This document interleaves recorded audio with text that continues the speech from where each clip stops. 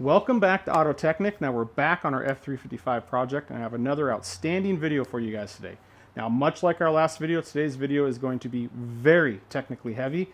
We have a lot to cover on the installation of our timing belts, but more importantly, I'm going to walk you guys through the steps and procedure to tension the timing belts and also all of the available tools and methods to measure that tension of our timing belts.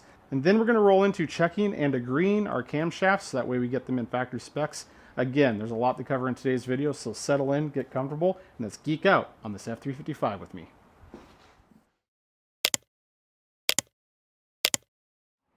Real quick, guys, before we jump into today's video, I wanted to mention that if you're a longtime viewer of the channel, watched a lot of my previous videos, all the content you're going to see today is going to look pretty familiar to you. That is because today's video is a combination of two separate videos that I've already previously published. Now, the reason why I've combined those two videos into this one long form video here today, one comes down to the fact that that's how I intentionally intended for this video to be, but I ended up splitting it up because I felt it was getting a bit too long. Now that I've published that entire series on that car, I'm coming back and posting this video really with the intention to have it documented, cataloged, and in my library, so that way you guys can reference it and have all of the information that you need regarding the timing belt installation, tensioning of the timing belts, degreeing the camshaft, and really how all of the degreeing process works. I wanted that all in one spot that's easy for you guys to reference. That way this can be used as a great resource for those of you at home that are doing your own timing belt services. Okay guys, just like our last video, today's video is going to be pretty technically heavy. A lot of details that I need to cover and walk you guys through. Now, the subject of today's videos, or the topics we're going to be hitting on, is installing the timing belts, but more importantly, tensioning the timing belts. There's multiple different techniques and methods that we can do on achieving the proper tension for those timing belts. So I'm going to walk you through all those techniques and the differences and really the pros and cons of them. The other big topic we have for today's video is degreeing in the camshafts. Now, this is one step that I deem absolutely critical on any timing belt service on any Ferrari. A lot of people skip this step. I think it should not be skipped whatsoever. Once you understand the process and know how to do it and have ran through it a couple times, it's really not that bad. It's not that hard. So I can see that it's intimidating to some, but that's what we're here for today. My goal with today's video is to walk you guys through both of these steps, the timing belt tensions and degreeing the camshafts. I want to show you the techniques that I have used and refined over the years to get these jobs done. So that way those of you, at least A, know how it is done, but also if you're using this for a DIY at home on your own car, maybe this will help you out. Maybe there's some tips and tricks in there that you'll see that I use, refine your method, and just help you get through the job. So with that being said, let's take a peek at the engine, where we are. Now, the state that I have the engine at right now, I deem to be the halfway point of a timing belt service. Now, since we did valve guides and we put the heads on the last video, I still have everything off in the valley, so there's no coolant crossover pipes, we don't have the throttles, the intake's on, the water pump is off. Heck, I still have all of the exhaust manifolds off the engine. Ignore all of that. None of that has any effect of what we're doing today, and I'm honestly leaving all that off right now because it gives us more visibility while I'm walking you through everything with the timing belts and camshafts. However, let's say that I didn't do the heads on this car and I had it all the way pulled down to do the timing belts and camshafts. This is essentially as far as I would have the engine torn down. I would have my front cam seal plates off, meaning my cam gears are going to be off all the way around, so I have just the cams in the head. I got my tensioners off because we're going to be replacing those. And I also have replaced the front crankshaft seal off camera because that is also part of what I deem to be necessary during the service. We're here, it's easy to get to, the part is inexpensive, let's put a new one in. Now, I covered this when I was installing the cylinder heads, but I have the engine set on top dead center, cylinder number 1. So our cylinder number 1 piston's at top dead center, cylinder 4 is also at top dead center. We have the camshafts installed. I have them locked in place here, you can see with the old business card trick, so they don't rotate on me. And if you carefully look, we have all 4 camshafts lined up with our marks on our cam caps right up here, and these are your initial assembly installation marks. These are not necessarily your camshaft timing marks. So essentially I have the engine sitting in the exact same state it was in before I removed the camshafts and cylinder heads from it. My crankshaft, top dead center, cylinder number 1, all my cams are on my initial assembly mark. Now, it's important to note that anytime on any engine, when I'm pulling off a timing belt or a timing chain or even a gear set, depending on the valve train drive of choice, I always set the engine in a state that I could repeat. Meaning, if I could have pulled these belts off at any state, locked my cams down, not moved the crank, put the new belts on, and then went back through the degreeing process. But I stay away from doing that because if I accidentally bump the crankshaft, it's basically impossible for me to get everything reset back into the position it was in because I don't know where I had the crank. And you can't just rotate the crankshaft over because we got the cams in and some of the valves are open, some are closed. And I kind of told you guys a story about how I mistakenly and inadvertently bent some valves on a 575 installing the cams in a method I thought was better, which ended up being worse. So my point being, it's easy to bend valves even when you're trying to be careful. And by setting it at top dead center, cylinder 1, and then making sure all my cams are on those marks, I have a good starting point. So if anything goes wrong with me, I can get it back to exactly where it was. Case in point, I had the heads off. I was rotating the crankshaft tons of times, showing you guys how all the pistons and the crank and firing order of the flat plane crank works. I was using it to clean the cylinder walls. And by doing so, I put it back on top dead center. So we have the engine in a great starting point. Let's take a minute and talk about some of the components we're going to be using to get these timing belts back on. Now, mainly is what I want to cover here is our front camshaft seal plates. Just like our crankshaft seal, I have replaced all 4 of the camshaft seals in these seal plates, and I also replaced the O-ring on the back side.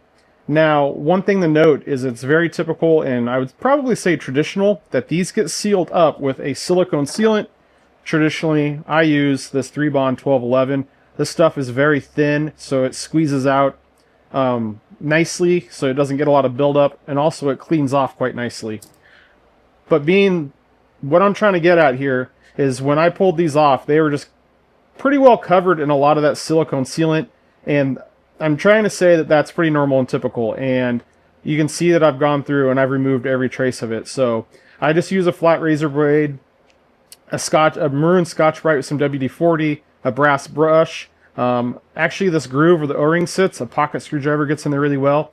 And just a little bit of time and scraping, and you can get all that sealant off of there and get this cleaned and ready to go.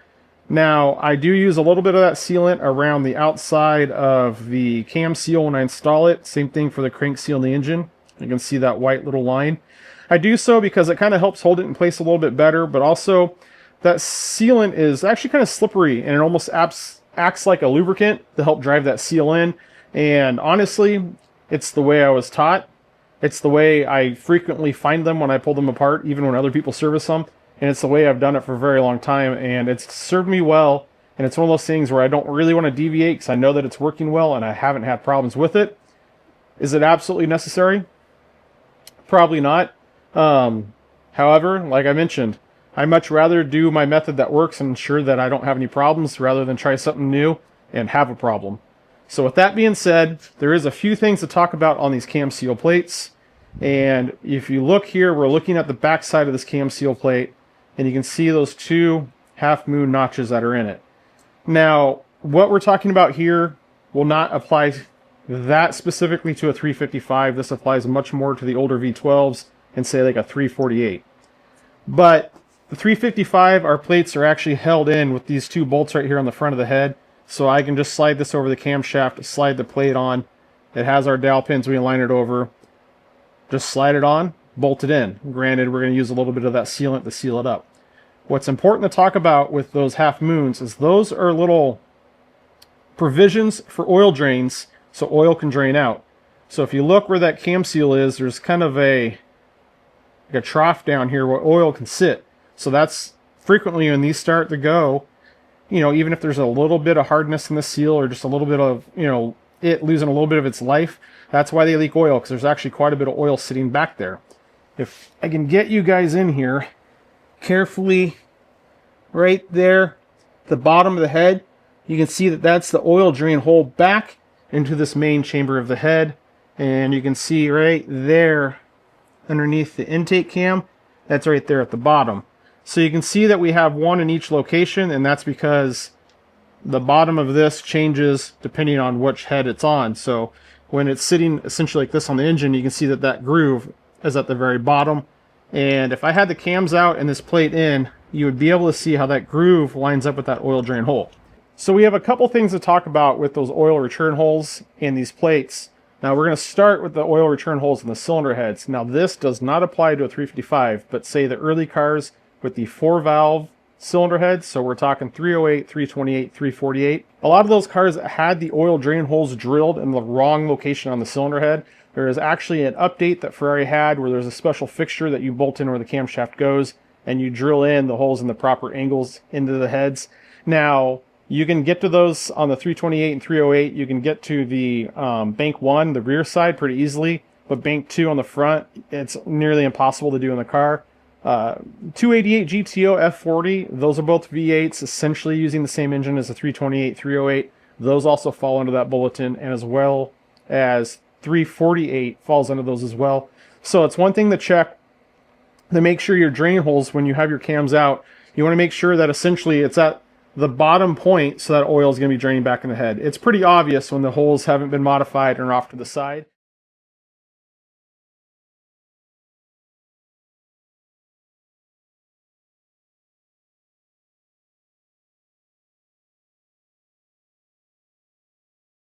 And believe it or not, I still frequently come across cars that have never been updated.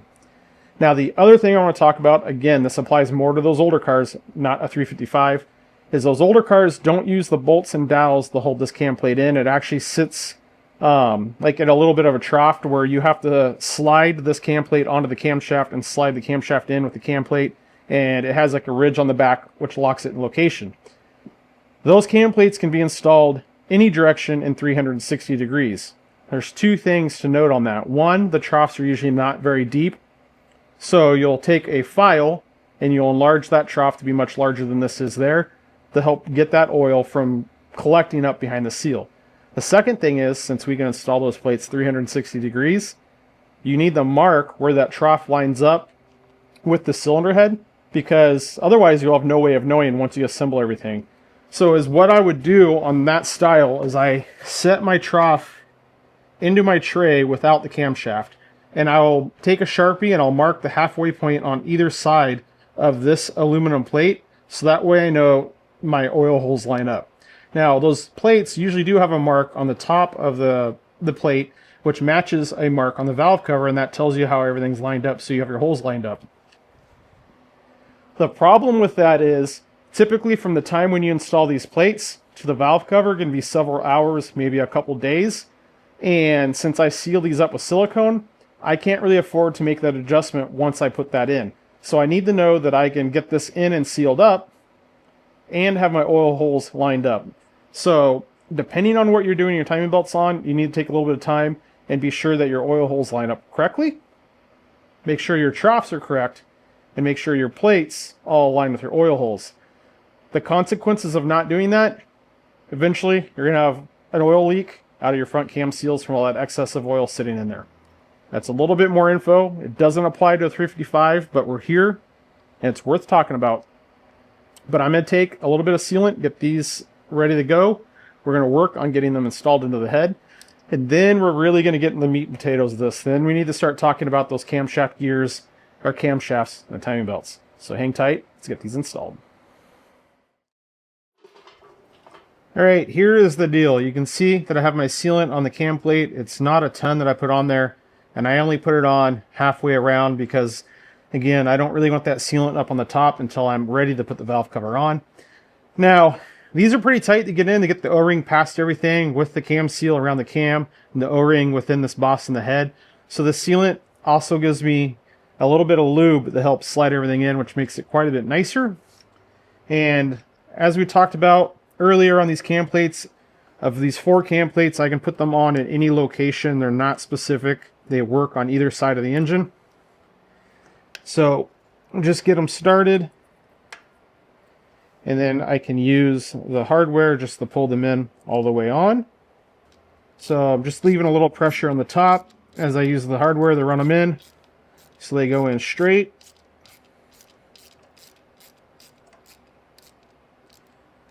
And these have the same torque of 8.8 Newton meters, which my torque wrench is inch pounds, which is essentially 80 inch pounds. Now I was saying the same 8.8 Newton meters in reference to the camshaft caps, which I put on in the last video. those are the same torque spec. It's the same size bolt. The bolt size is a 6mm by 1.0 thread pitch, and that's pretty much going to be our standard torque on any 6 by 1.0 bolt on this engine. Not a lot of torque specs are listed on these cars. They actually have a chart, and it actually is easier to go back and just actually determine what your bolt size is and then use that torque spec. Critical things like head bolts, connecting rod bolts, like that stuff, there's going to be a specific spec, but just random hardware around the engine, they don't have that stuff listed and you have to make it work. So with that in, let me grab you guys and I'll show you that we have just a little bit of that sealant that oozed out right up there and right down there. So I'm going to take a minute. I'm going to get that cleaned off, but you can see that that is now on and ready to go. So I'll get that cleaned off. I'm going to get these other 3 installed. And actually, there's one more thing that I did not talk about that I need to cover with you guys right now. This kind of leads into our valve cover sealing. But this edge right here, where all these plates go, you can see if I can get that to focus. Right there, you can see where it's shiny right on that edge. I filed that edge down and took that 90-degree edge off of it and softened it. That helps this plate slide in and not tear this O-ring, but that's actually more critical for once we install the valve cover or the cam cover. Once I put that down, it has the same 90-degree sharp edge, and that pinches the corners of these O-rings, and that can cause a leak. That also is really big back here on these plugs that sit in the back. So before you put these in, take a small file and file these down and get that off. Now I did these when I had the heads off on the bench, but you can do it when the cams are installed. It's a little tricky, but you can get in there and get that filed. Bring you guys over here, see if you can see that edge. Well, it doesn't want to focus, but you want to get in there, soften that edge up before you install these plates. It makes assembly a lot better. You really don't want to tear one of these green O-rings, especially after all the time and effort you put into tensioning your timing belts and the green in your camshafts. I mean, if that were the case and you tore one of these O-rings, putting on the cam cover, you're throwing away hours or days worth of work. So we got our front cam seal plates installed on the engine, and I brought you guys back to the bench because I want to spend a little bit of time talking about our timing belt tensioners. Now, I do feel that anytime you're doing a belt service and replacing the timing belts, you should be replacing the timing belt tensioners and putting new ones on, no matter the condition that the tensioners are in. Now, on the existing tensioners that I pulled off the car, these are the factory Ferrari pieces. They spun freely. There's no play, no indications of wear, anything abnormal. This one is starting to throw some grease. Actually, as a matter of fact, they both were, but I cleaned one up. So starting to throw some grease, not a huge deal, but obviously over time, if we end up throwing all the grease out, we're losing our lubrication, that tensioner is going to seize up and cause problems very, very, very far down the road on that case. So you can see here, this is the other one. I cleaned all that grease off, and that's going to allow me to use this as a good example to show you the differences of the ones we're going to run, which are Hill Engineering timing belt tensioners. Now, I will say that this customer specifically requested to run the Hill Engineering pieces. I agree with them. I think they are a better part, and in a lot of cases, they're actually cheaper than the factory Ferrari parts. Now, unfortunately, from all the years of me working in the dealership, I've removed more Hill Engineering timing belt tensioners than I have installed. We were pretty, I want to say strict or bound, but since we were a dealer, we used all OEM Ferrari parts. We did not install any of the Hill parts at my specific dealer. Now that I'm no longer constrained by those bounds, this is my preferred method. I like these a lot better, and I'll show you why. We're here looking at the face of both of them with the factory one and the Hill piece. And one of the big ones I want to show you is that lip right on the front face of this tensioner. And that has basically retaining the bearing in it. And if we look at the lip on the Ferrari one, you can see how small that lip is. It's not super robust. It's not a very big lip. Also, if we look at these, you can see right down there how much lower that bearing is compared to the Hill piece. Now, if I flip these over, you'll see that it's the same scenario. So what we have is a much larger bearing in here, so there's more running surface area, more strength, and it's a superior part. Now, one thing is this center insert that is pressed into this bearing. is just pressed in. There's no positive retention method here on the back side.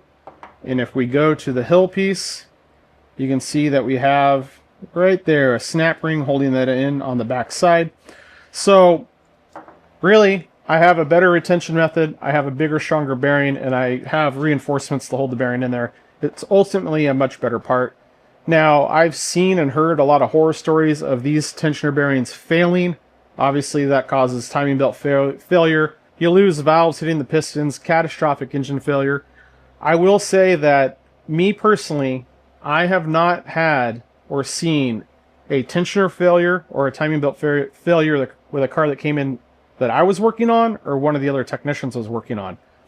However, I will say that the dealership that I worked at, we were pretty adamant and we recommended timing belts every 3 years, and I would say most all of our clients followed that 3-year time frame, meaning all these bearings that were running in the cars and the belts usually were only within 3-year intervals, so there wasn't much more time for those failures.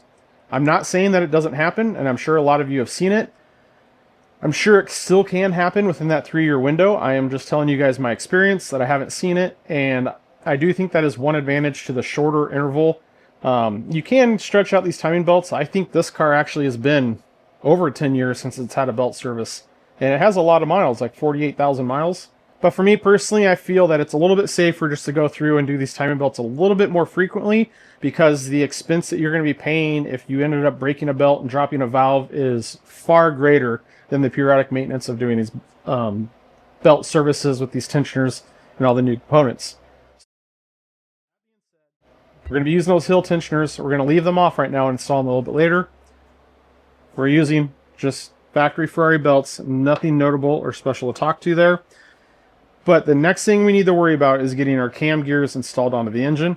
However, this is where our disassembly comes to pay us back in big dividends, because you remember I marked each cam gear. So this one is for bank 2 exhaust, and I have a Sharpie mark where that dowel pin goes. I'll bring you guys over to the front of the engine, and you can see all of our holes around our camshafts, and I did a little paint pin mark which corresponds to the hole where my dowel pin went, so I know I can get each cam gear back on each specific camshaft correctly, but also get the cam gear index into the camshaft exactly how it was on disassembly. Now, one thing I haven't mentioned in this video is I highly recommend, if you're doing a belt service, to check your camshaft timing before you take it apart. You knew how the car ran when it came in. It gives you a great reference point. It also aids on reassembly. I ran my cam timing on this engine before I tore it down. Much to my surprise, it was dialed in and all 4 cams were within the 1 degree tolerance that we're looking for. So I marked everything. However, even if the timing was out of spec, I would still mark everything, and it's going to allow me to reassemble everything exactly how it was, and theoretically, I should be right back to where I was before I pulled it all apart. But I want to talk about this because take you to the bench, and I'll show you. This is a picture out of the factory workshop manual, and this is representing all of those holes in our camshaft right here, in our cam gear. And these charts are confusing, but I'll explain it to you here in a second. So each one of these holes is 22 degrees and 30 minutes apart from each other. That's the distance in between each hole. Now, 22 degrees and 30 minutes, essentially, we're going to make that easy. 22.5 degrees. There's 60 minutes and 1 degree, so that's 22.5 degrees in between each hole on the camshaft. Now, on the camshaft gear, this chart gets super confusing. So I actually went through and spent a little time and made this much simpler for all of us to look at to explain it. But here's our camshaft gear, and we can see that it has corresponding holes, much like our camshaft. However, these holes are at 24 degrees apart. So if we have 22.5 degrees in between each hole on the camshaft and 24 degrees on each hole in the cam gear. Now that gives us a difference of 1.5 degrees in between the spacing of the holes on our camshaft versus our camshaft gear. Now to further complicate this, if we look at the spacing of the holes on the camshaft gear, get these out of the way, to the teeth where the timing belt goes, so you can see each line is intersecting through the center of a timing belt tooth. that's 11 1/4 degrees. So there's a lot of things going on there, and that's why I say it's important to mark how everything goes back together, because these holes and how they all intersect with each other in between our teeth on our cam gear, the holes to themselves in relation to the camshaft, those are all the things that we're going to use to degree in our camshafts. I'm stressing this right now. We're going to cover that in more detail when we're degreeing the camshafts. But I'm stressing this right now because if I were just to grab my camshaft gears and throw them on the engine, throw that dowel pin wherever I think it's going to go, we could have our camshaft timing wildly out of spec. And you're going to spend more time trying to get it chased back into spec. That's why we marked all this before I pulled it apart. This is going to get me in the ballpark, and I knew where it was to start with. So if I find something that's radically off, I need to double check my assembly, because then things aren't adding up. I'll come back over here and we'll grab this cam gear. What do we have here? This one is Bank 2 exhaust. So you can see that dowel pin right there. That's what indexes this in. So get that dowel pin out of the cam gear and set this on like so. So I don't think there's very good light in here to show you. I'll have to show you in a minute. But I can line up my hole right here where I have my Sharpie mark to the hole that matches that dot, and that's where I'm going to insert my little pin, like there. So now I know that I have my cam gear in the same spot. Now I mentioned on the disassembly video that the person before me made this little notch right here, which lines up with the other camshaft. I don't rely on those marks. I don't like that. I just go off these marks. And again, I used just Sharpie right here up on the cam gear, and that's a paint pen, because when I'm done, I can just take some acetone or brake clean. I can wipe all my marks off, including my paint mark. I'll come back, I'll take that mark off, and I'll have no trace that I had any marks in there. So these are just marks for me for assembly, but I don't like leaving them there. I have seen it where people engrave where that pen went. I wildly don't like that method. This is a perfect example. If this would have been engraved before it got pulled apart, I ended up milling the heads when they were getting the valve guides. That engraved line no longer applies to it, meaning it's a permanent mark on the cam gear, but then when it's degreed in properly, that dowel pin won't be in the engraved mark. And I just, like I mentioned, I do not like that. Sharpie marks work great. You can remove them, and no one will ever know. So I'm going to grab the other cam gears here, and we're going to do essentially the same thing. This is Bank 2 intake. You can see I left my dowel pins where the Sharpie mark was. Show you that dowel pin on the back side right there. And each cam gear only has one dowel pin. So we come down here. This is our intake. And we can maybe get this on one-handed like that. So you can see that I have all my marks lined up. And it's the existing marks that the last guy had also line up. Now, we'll take you back to our cam gear bolts. These guys right here, that notch right there, that notch sits right over our dowel pin, and that locks it in place. These bolts have O-rings on them because if you remember from the last video, I talked about the oiling, and these camshafts actually supply all the oiling to the camshaft journals, so they're hollow and pressurized with oil. I replace all of these O-rings with every belt service. However, these are the original O-rings that I pulled off of this engine. We're going to have these bolts in and out quite frequently for the camshaft timing. So I leave the new O-rings off. I just leave the old ones on for now until final assembly. So I'll come back when that's all said and done and replace all those O-rings. So we'll just run these in and snug them tight. And I just go by feel on this washer over that dowel pin. So you can see the dowel pin. Usually the washer goes right where you want it by itself, but you can see right there I can rotate it and it's stopping where those two flats are hitting my dowel pin. So run it like that, just like so. And for now, that's exactly how and where we want them for assembly. I'm going to get the other gears thrown on real quick, and then it's time to get the belts on the engine. All right, guys, so we're taking a quick break from this 355, and that's because I have a favor to ask of you. What I'm asking is for you guys to jump in the comment section right now, drop in a comment, ask a question of what we're doing. I'm going to be in there responding so we can have some good dialogue. However, there's another twist to it. I want you guys to put what city or state or even country you're viewing the video from. I want to see how far this video is getting out there. Now, as for myself, I'm located in the Seattle, Washington area, the Great Pacific Northwest. So drop in where you're from, get the comment section going. Let's get back to the 355. All right, so to get started, I'm gonna take the bolt for the tensioner out, and you can see that our bracket is just free and clear because I have the hydraulic tensioner here. It's pinned with a 1/16 drill bit. I did so just so I have my special tool free, so we can talk about that a little bit later. Now, this doesn't matter at all, but it does to me because I'm picky and OCD. I put it with all my Ferrari logos so I can read them when I'm facing the engine. Just one of the things I've always done. I'm real particular on stuff like that, and it doesn't make any difference on how it runs or works, but I prefer to do it that way. Just one of those extra details of taking pride in what you do. All right, get our belt on here, and we need to bring it around like so. And now it's loosely where it needs to be. But you can see that we have a bunch of slack everywhere, and obviously we need to get this on precisely and accurately. You can see that we have the belt in our initial position, but there's just a ton of slack up here, so it's actually not correct. My main thing I want to worry about is on our drive side. Since these spin counterclockwise to the crankshaft, which is spinning clockwise, this is the drive side where it's pulling, this is the slack side. So I want to get all that slack out of this side because it's theoretically under tension when the engine's running. So I'm working it with my fingers, and I'm aligning the teeth right here.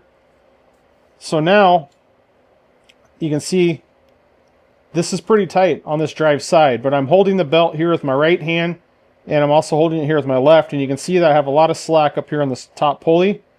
So we're still not quite there yet.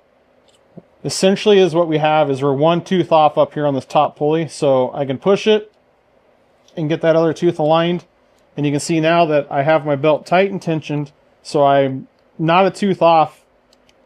I'm good up here on my cam gears, and down here is where we're going to put our tensioner. So this is why I leave the tensioner off. It's easier to get it slid on, and hopefully I can get this bolt started. I don't know if you guys just saw that, but that bottom of this belt jumped a tooth. So you can see we jumped a tooth down here. So I need to work it back around. There we go. Nope, didn't have it. You can see I thought I had it, but we're still a tooth off.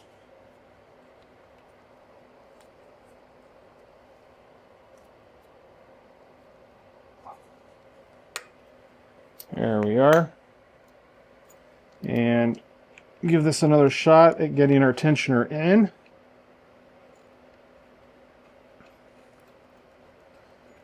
And our bolt on. Now, just with the tensioner sitting here, even without it adjusted, you can see that we're fine. We still have quite a bit of slack. You do need a special tool to adjust the tensioner, or you could try to fab something up yourself. It's easier just to buy the tool. Hill Engineering makes it, and we're just gonna put a little bit of tension on here for now, just so I don't have to worry about my belt moving at all. So it's not too bad.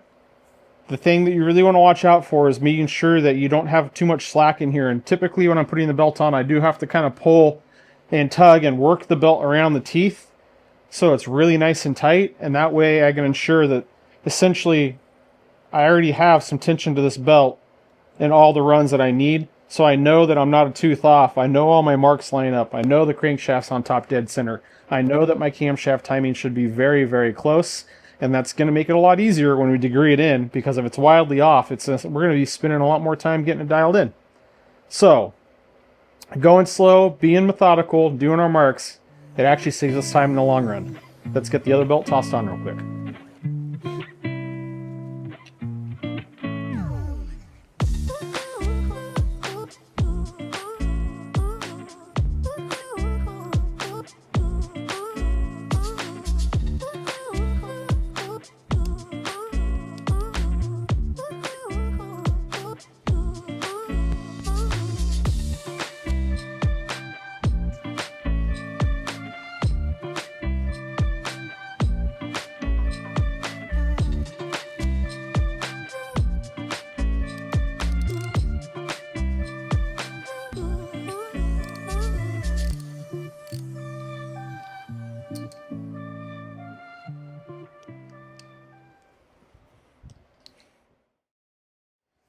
All right, so we have our timing belts on, and before we jump in and start talking about tensioning these timing belts, we don't want to get ahead of ourselves. We need to take our business cards out from our camshafts. We don't need them locked down anymore because we have the timing belts on. And I can tell you from experience, you don't want to forget the business cards because sometimes if you forget them and really reef on it, if you have just like one cam cap tightened down, it can grab that business card. It'll roll it behind the cam itself and kind of roll it into the head. And where we have all those oil passages in the head, sometimes that paper gets torn and gets into that passage. It just creates a mess where you have to fish that paper out from the camshaft, and you don't want to forget about it. So before we do so, we're going to pull those cards out because for the tensioning of the timing belts, we will need to rotate the engine over. We just can't have it sitting static, and that's because effectively with our camshafts locked in place right now, we're not allowing the camshaft to either roll either direction, meaning we have the valves pushing up on the lobes of the camshaft, and depending where those lobes are at, it's either wanting the camshaft to roll forward or backwards, and that will all change our tension here on our timing belt. And also, our tensioner is hydraulic, and we want to rotate the engine over, let it go through its cycle, let it settle before we go through and check our tensions. So having the camshafts locked down is not going to help us at this stage. See if I can't get that. Put that one up. So I usually can just loosen the caps like you saw and slide the card out. On this one where it's being stubborn, I usually take a little hook tool and I can kind of get in and pop the cap up. So then that allows me to get this up and my card out. Then we'll run these back down, and I'll do the same on all four camshafts here. And then we'll come back and retorque these nuts just for good measure. Although we will be putting these business cards back in at a certain point so we can torque our front cam gear bolts. But I'd rather have them torqued now just to ensure and reduce the chance that we forget anything and leave any loose hardware on the inside of the engine.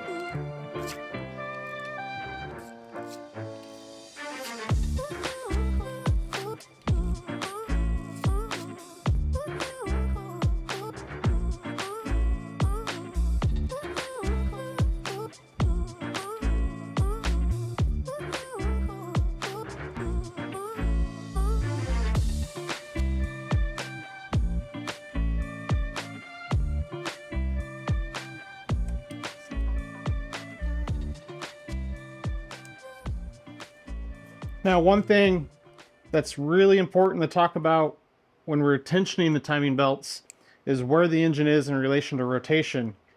Exactly what I was talking about just a second ago about where the camshaft lobes are, how they're going to be kind of pushing or pulling the camshaft to either side or wanting the camshaft to rotate.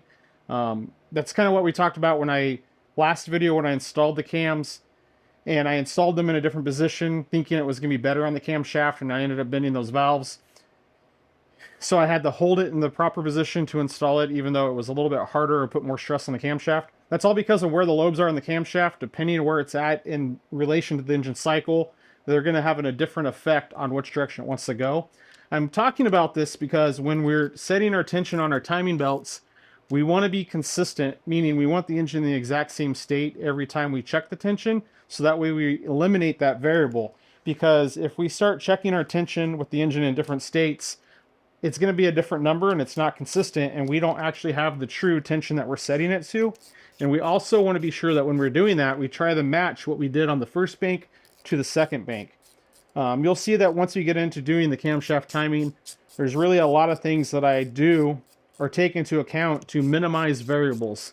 And that's kind of my MO whenever working on these cars, or even diagnosing these cars. To be honest, if you're doing an electrical diagnosis, the more consistent you can be, the better data you gather, the better end result you're going to have, the better decisions you can make based on what you have.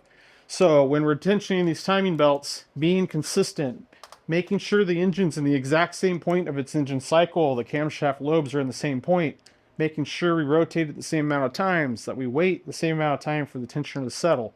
All those things matter and will have an effect in the end on our tension and our accuracy of it.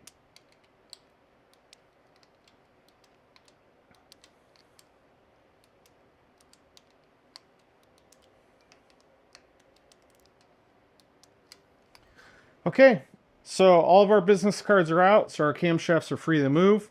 All of our camshafts are on the initial assembly mark with our cam caps. All of our marks line up. Crankshafts at top dead center. Our belts are on. They have some kind of tension to them. We don't know exactly how much. So essentially, we are now free to rotate the engine over and start working towards getting those belts tensioned.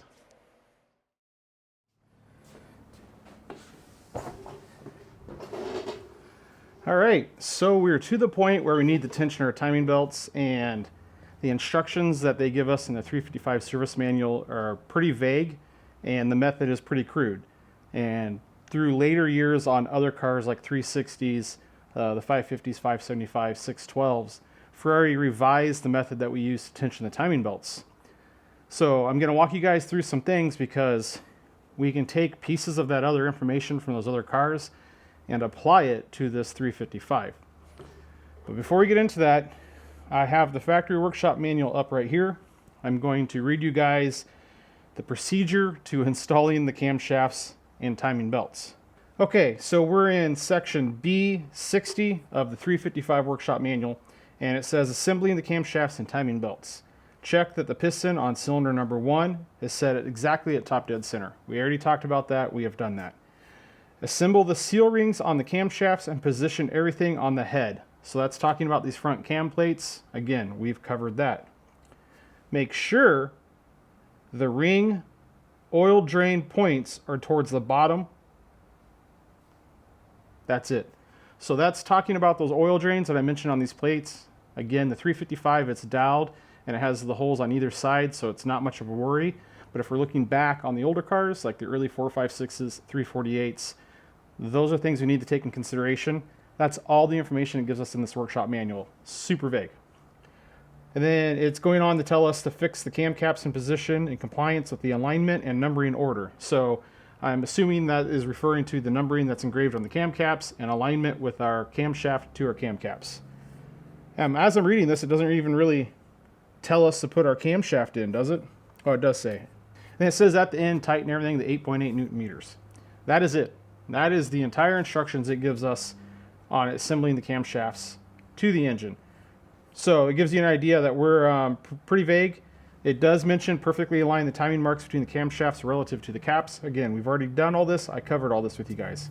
Then it says for the pulleys, fit the 4 pulleys as shown in figure 45 with the drive dowels, secure temporarily using special bolts. I don't know what special bolts we're talking about. There's no picture, there's no part number, there's nothing.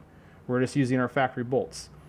But it doesn't say anything about the position to put these cam gears on. So if we wouldn't have had these marked, you're just going to assemble them and hope for the best. Now it talks about the timing belts. So stretch the belts as follows. Lever the holes 3 and 4, which it's talking on our tensioner. On the belt stretching bearing, rotate it towards the engine inner side until the catch 5, this is the catch, is free. Or should say catch 5 is free to slide in its housing. Then lock the bolt number 1. Let the engine run for some minutes and check. So we're supposed to have the engine running to check that. I mean, that's wildly not practical. Then it says check the distance on the mule gauge should be roughly 2.5 millimeters, and the catch number 5 is free to slide. So it's saying that once our belts are tensioned, that this catch is free to slide, and we have a 2.5 millimeter gap right there between the tensioner body and the upper portion of the tensioner. That is it. That is the entire instructions on a 355 for tensioning a timing belt. Now, I mentioned this earlier on this catch. I have a drill bit in here. This is a 1/16 drill bit, and I had that in here so I could show you guys the actual tool that Ferrari gives us for this. And this tool does not have a part number, classic, and we get those when you replace a hydraulic tensioner. And I can't find my other one. I only have one, so we have that in there. And you can see, according to our instructions, my tool is free to spin. So this is the tensioner body. There's the hole I'm going through. On the tensioner shaft, there's a corresponding hole, and that's basically making sure that the tensioner is sitting at the right height. That's all we're checking really with this method, is the height of the tensioner.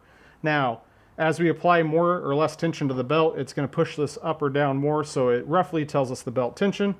But again, it's a very crude method, and I'm not a big fan of it. If we set my computer down here, I have some feeler gauges that I set aside.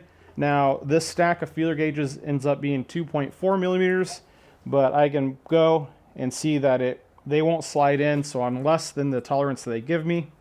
And if I take this stack down, this one feeler gauge off, we're at about, what was it, 1.9, I think. And I can see that, they're still tight. There they go. They fit in there.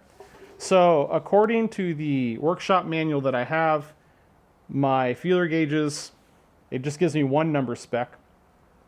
So I guess the feeler gauge method isn't spot on based on the 355 workshop manual, but my pin is.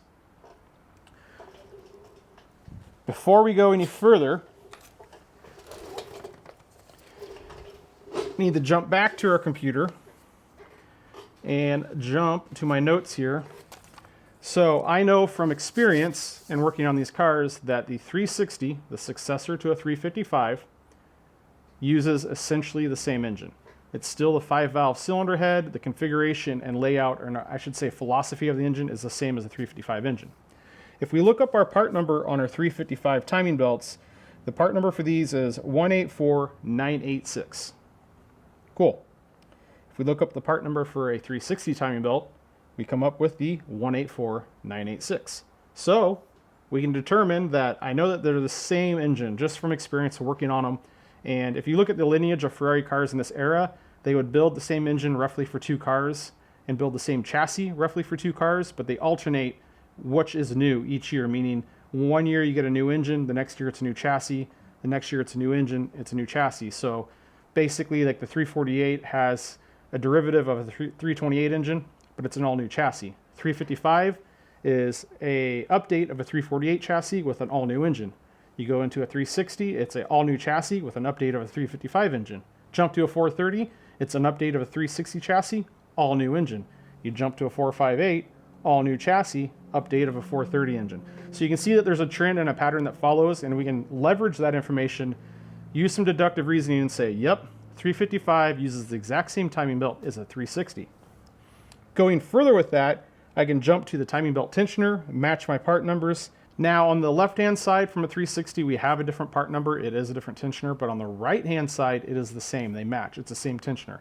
So I can use that information and come to the conclusion that we have the same timing belts, we have the same tensioners, essentially the same engine. So the procedure to tension in and set up some 360 timing belts could apply to a 355.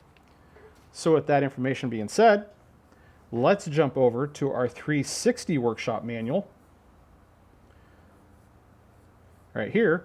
And I've pulled up the section for tensioning the timing belts on a 360. Now this is section A 3.03. It's talking about our timing belts, and the first category gives us our specification, a tangible number.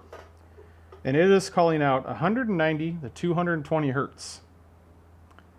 Okay, this is different. So if we scroll down, pardon me, this workshop manual is in several languages.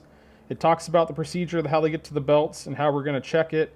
It says, once again, we're checking our timing belt tension with cylinder 1 at top dead center.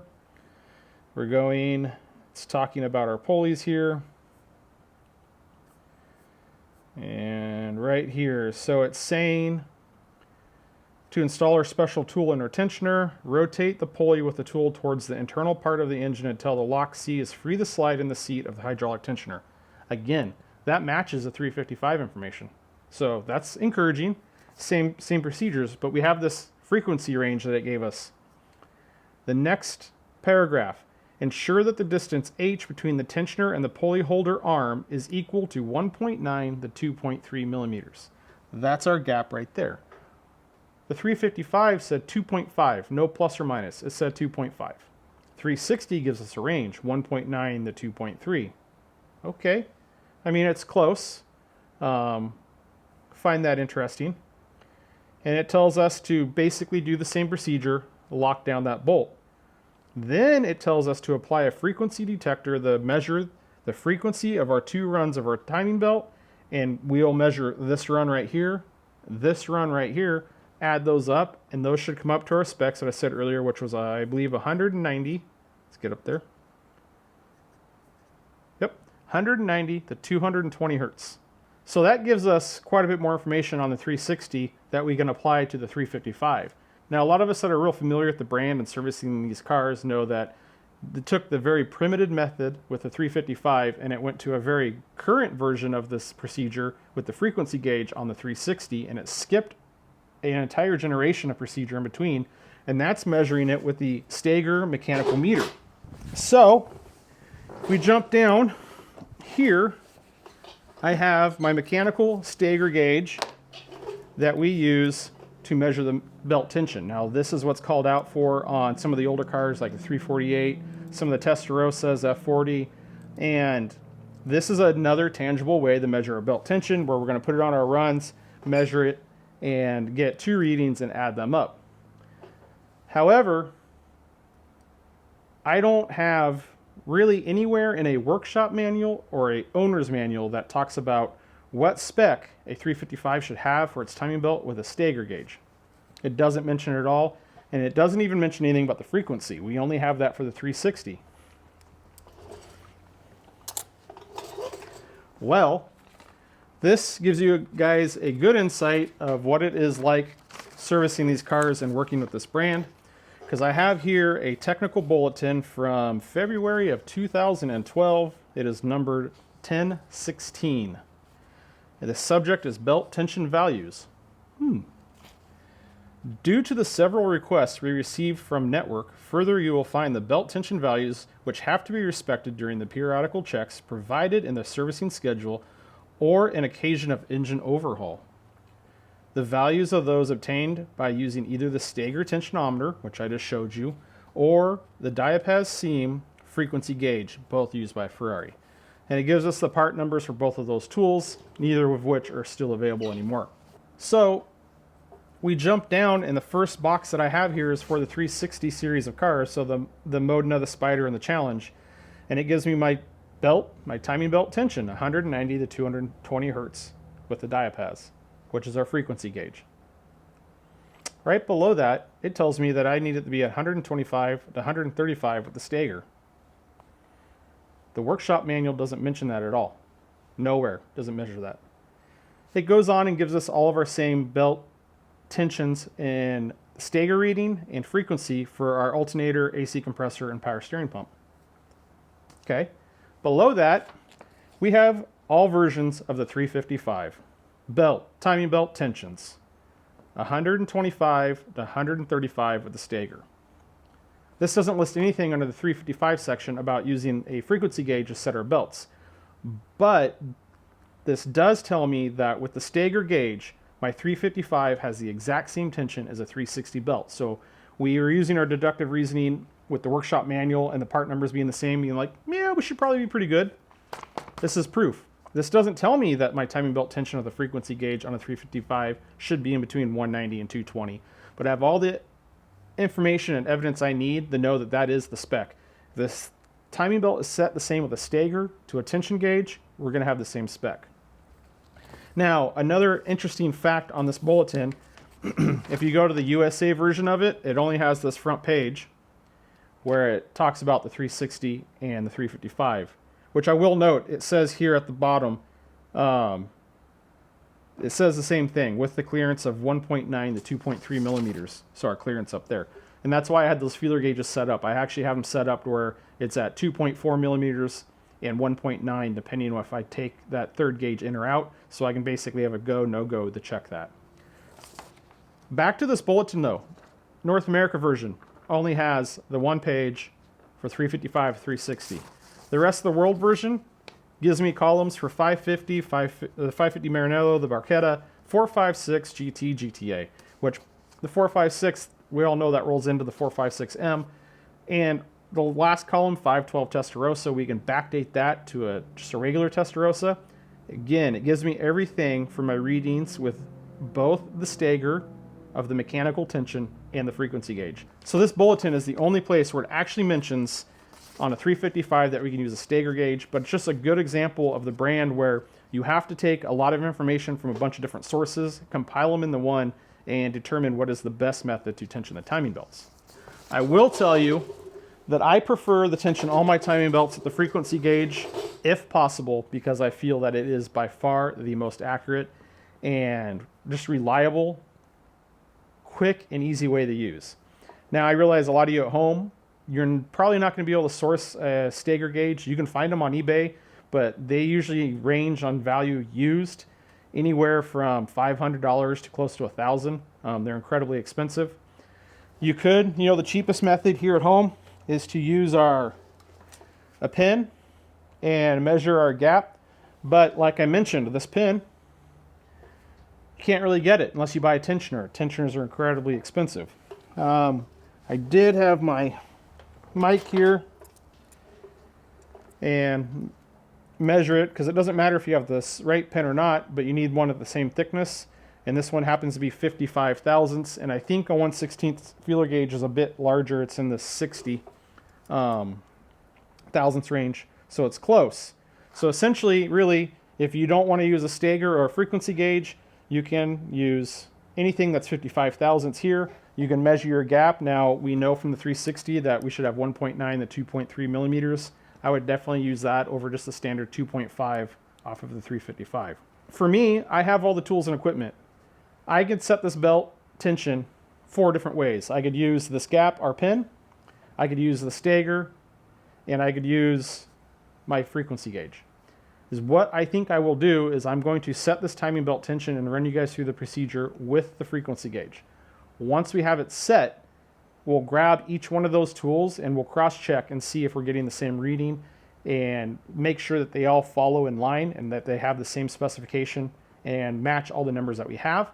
And that really gives me an incredibly redundant way of knowing off of each way. Do I have the right gap? Does my pin spin freely? Does the stager read right? And does my frequency meter hit the right range? I know that they're dialed in. Now, normally I wouldn't go through all that. I'm doing a lot of this just to show you the different methods and how they all relate to one another and the different techniques that we have with the brand.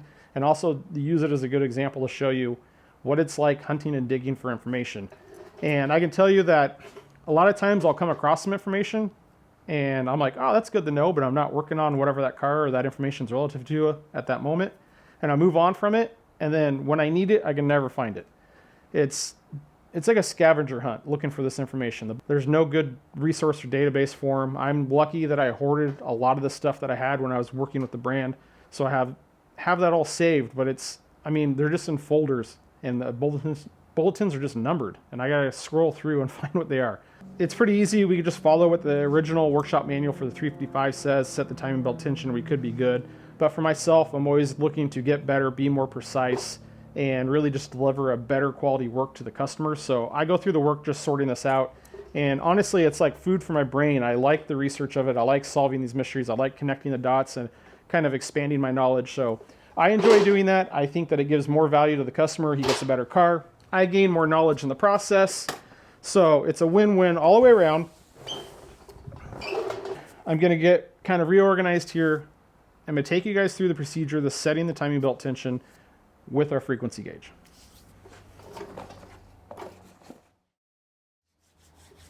All right, so we have our belt on. We're ready to set the tension. Now I readjusted this tensioner because our pin was free to spin, and you can see now that it's got tension on it and it's not really free to move. Now I mentioned earlier that this is a hydraulic tensioner, and it's important to note because it takes a minute for it to settle before you can really get a good accurate reading, meaning if you move it, you may have a good pin, and then if you let it sit there in a minute or two, it could change your reading and your pin's tight, or if it was tight, it could be loose. One thing I skipped over in the 360 workshop manual, it said after you make an adjustment, rotate the engine over 2 times and let it sit for 2 minutes before measuring your belt tension. That is why it's giving our tensioner time to settle. So rotating the engine is allowing our camshafts to get to a neutral state so we don't have any extra slack on any of the runs of the belt, and it's letting our tensioner settle. So a tip for you when you're setting your timing belt tension, don't leave this bolt all the way loose. You want it snug so the tensioner stays in place, but I want it so I can move my tensioner without having to loosen that nut with just a little bit of force, and that'll give me what I need. Now, what's also important to note on the tension is our hole is offset in relation to the center of the tensioner. So this hydraulic tensioner is only capable of X number of force in the upward direction. We're changing our belt tension by changing the leverage point of this tensioner, because if the tensioner is directly in line with the rod or we rotate it out, it's all leverage. It's what we're doing. So just the more we understand how it works, the easier it is for us to work with it. So I'm going to compress my tensioner some, and we can, just to get our pin to spin freely, because then we know we're in the ballpark.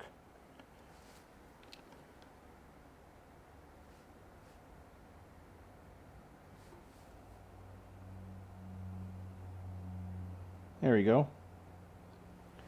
So our pin's spinning freely. So we're going to give the crankshaft 2 rotations, and we're going to stop it right back on top dead center. And we're doing 2 rotations because the camshafts spin at half the speed of the crankshaft. So we're effectively getting 1 rotation out of the camshaft, 2 crankshaft rotations. And I'm just going to use my marks on the cam caps of the camshaft for my stopping point for top dead center.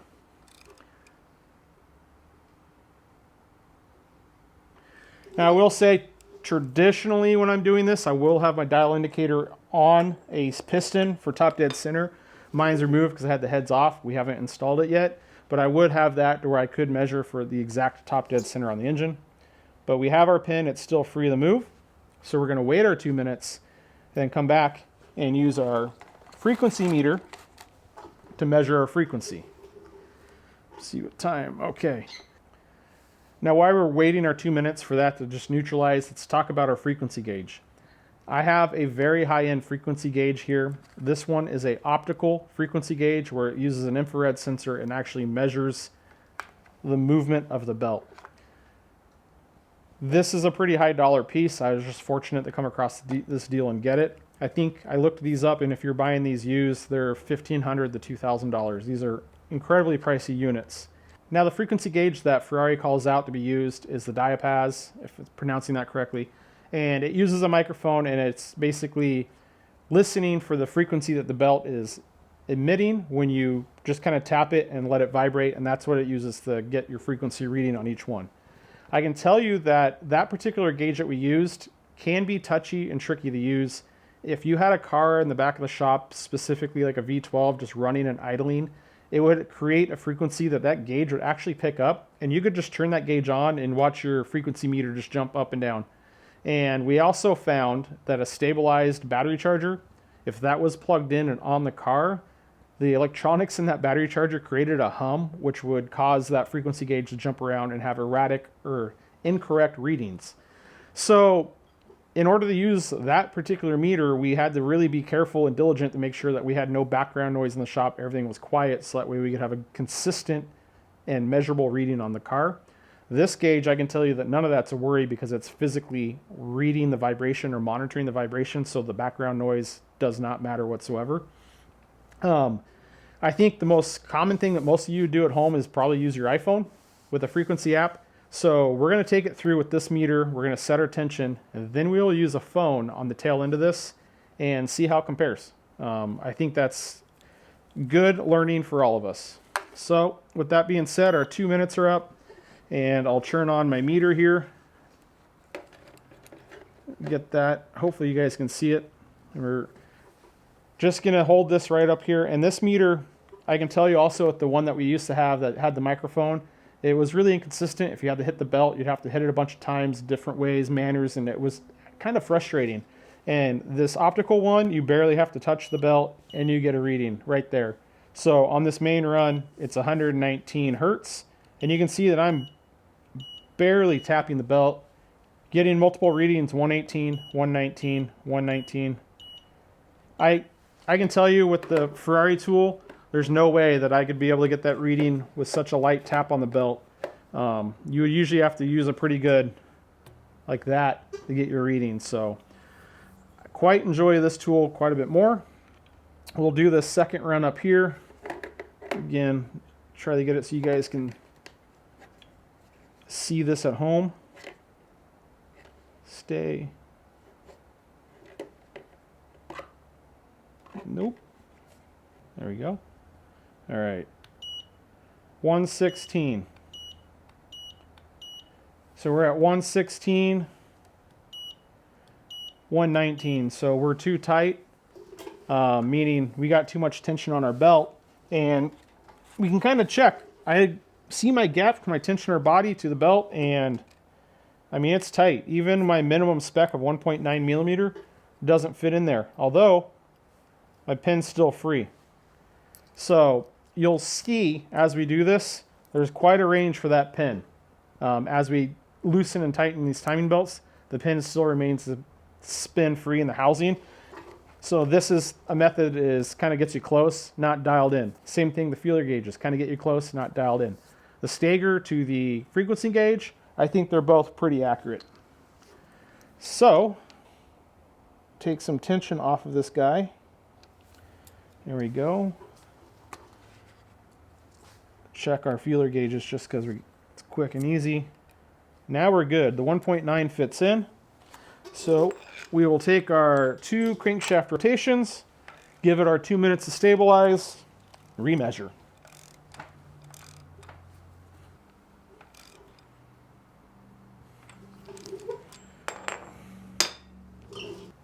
Okay, our 2 minutes are up, so we'll take another reading, see where we're at. 110, 123, so we're at 133, and our spec was 190 to 220, so we are closer. We'll need to take a little bit more out of it. There. Ooh, my pin's just a little tight. Did we go too much? We're still within our range. Rotate it 2 revolutions. And we'll wait 2 minutes.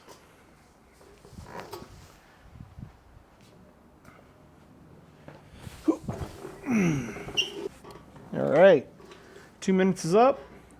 Our pin is still free to move. Bottom run, 105. 114, so we're right at 119, so we're within spec now. 105, it's pretty consistent. 114, 113. So that belt is in spec. So it took us 3 tries, not too bad. Our pin moves, so according to the 355 workshop manual, this belt's tension because our pin rotates and is free. We'll grab our feeler gauges, and this total stack is 2.4 millimeters, and they don't fit, meaning it's smaller than that, which is good.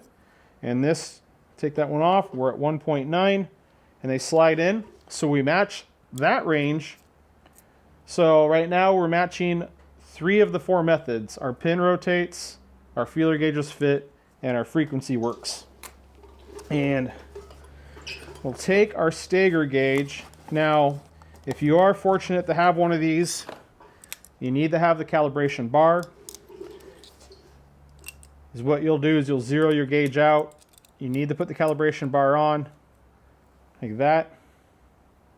run it up, and when you do so, it should be reading at 4. If you need to make adjustments, there's a 1.5 millimeter Allen that comes up through the bottom.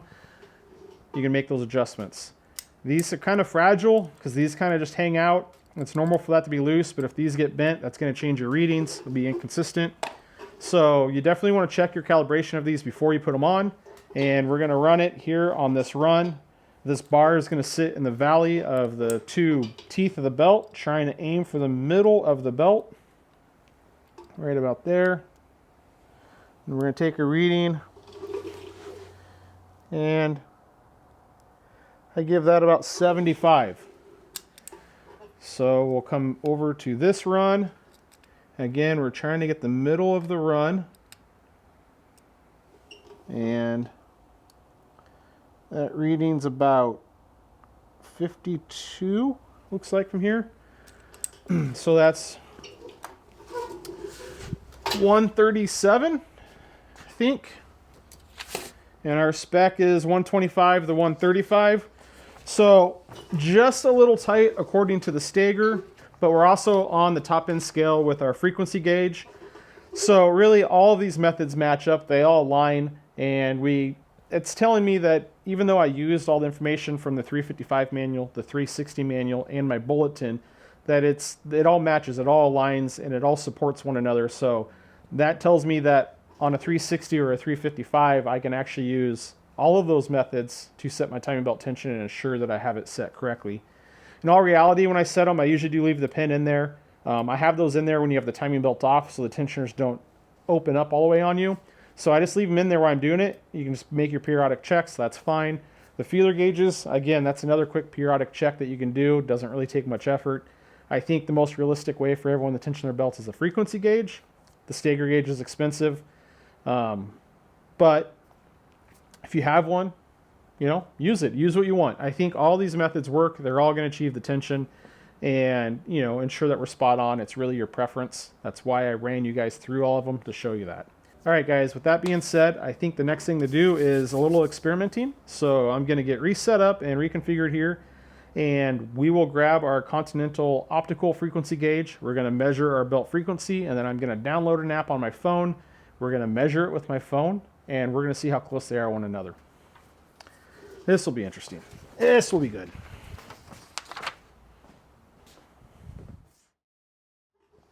All right, so I downloaded the Gates Carbon Drive app right here. We're on the home screen. I'm just going to select motorcycle. I'll turn the microphone off. It's picking me up talking. So I selected the motorcycle, and now we're just basically to the screen where it's going to measure frequencies up to 500 hertz. So as we just saw, it was picking me up talking, so I muted it. I'm going to unmute it. We're going to just check this lower run on this belt and see what frequency this Gates app gives us.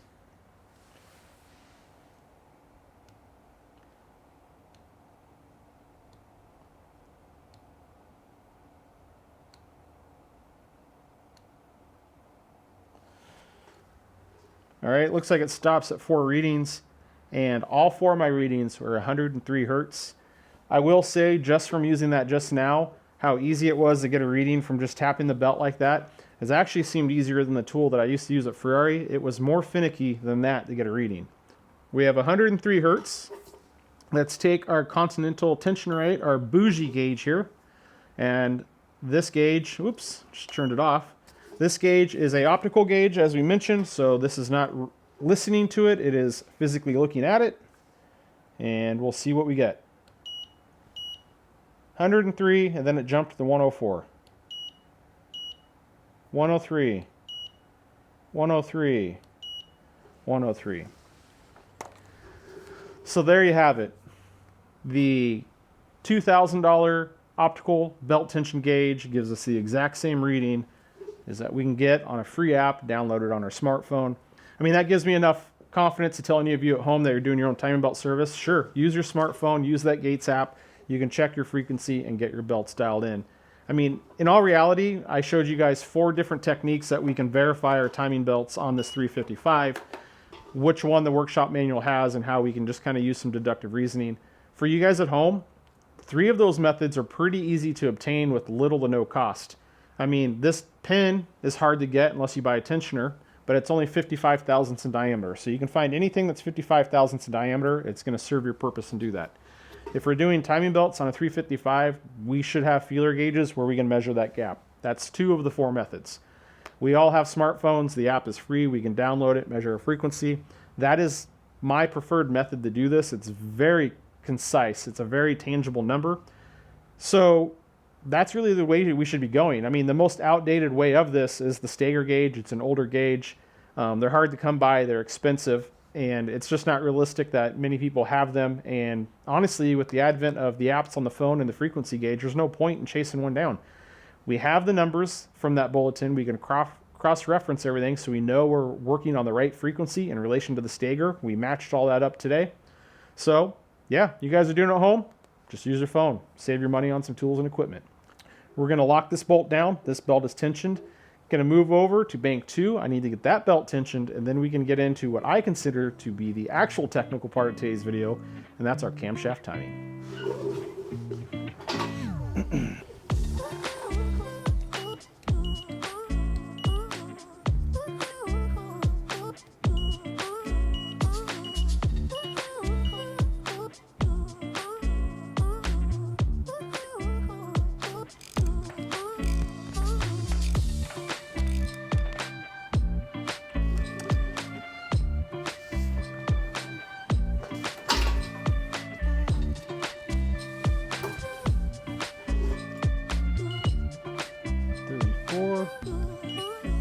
102, just a hair out.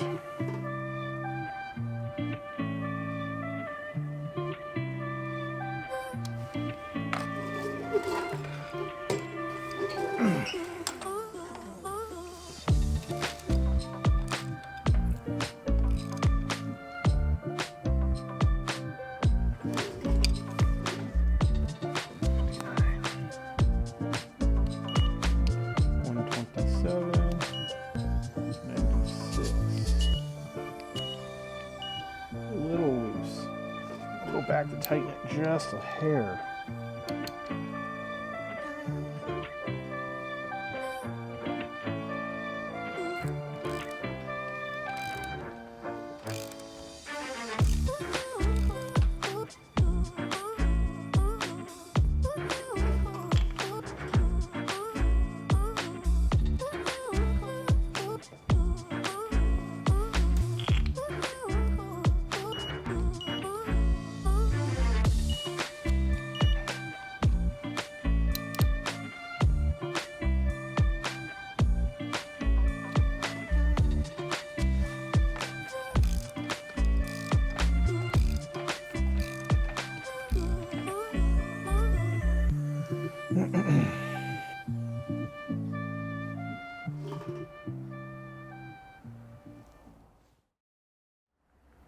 $116, $102, that one's in spec.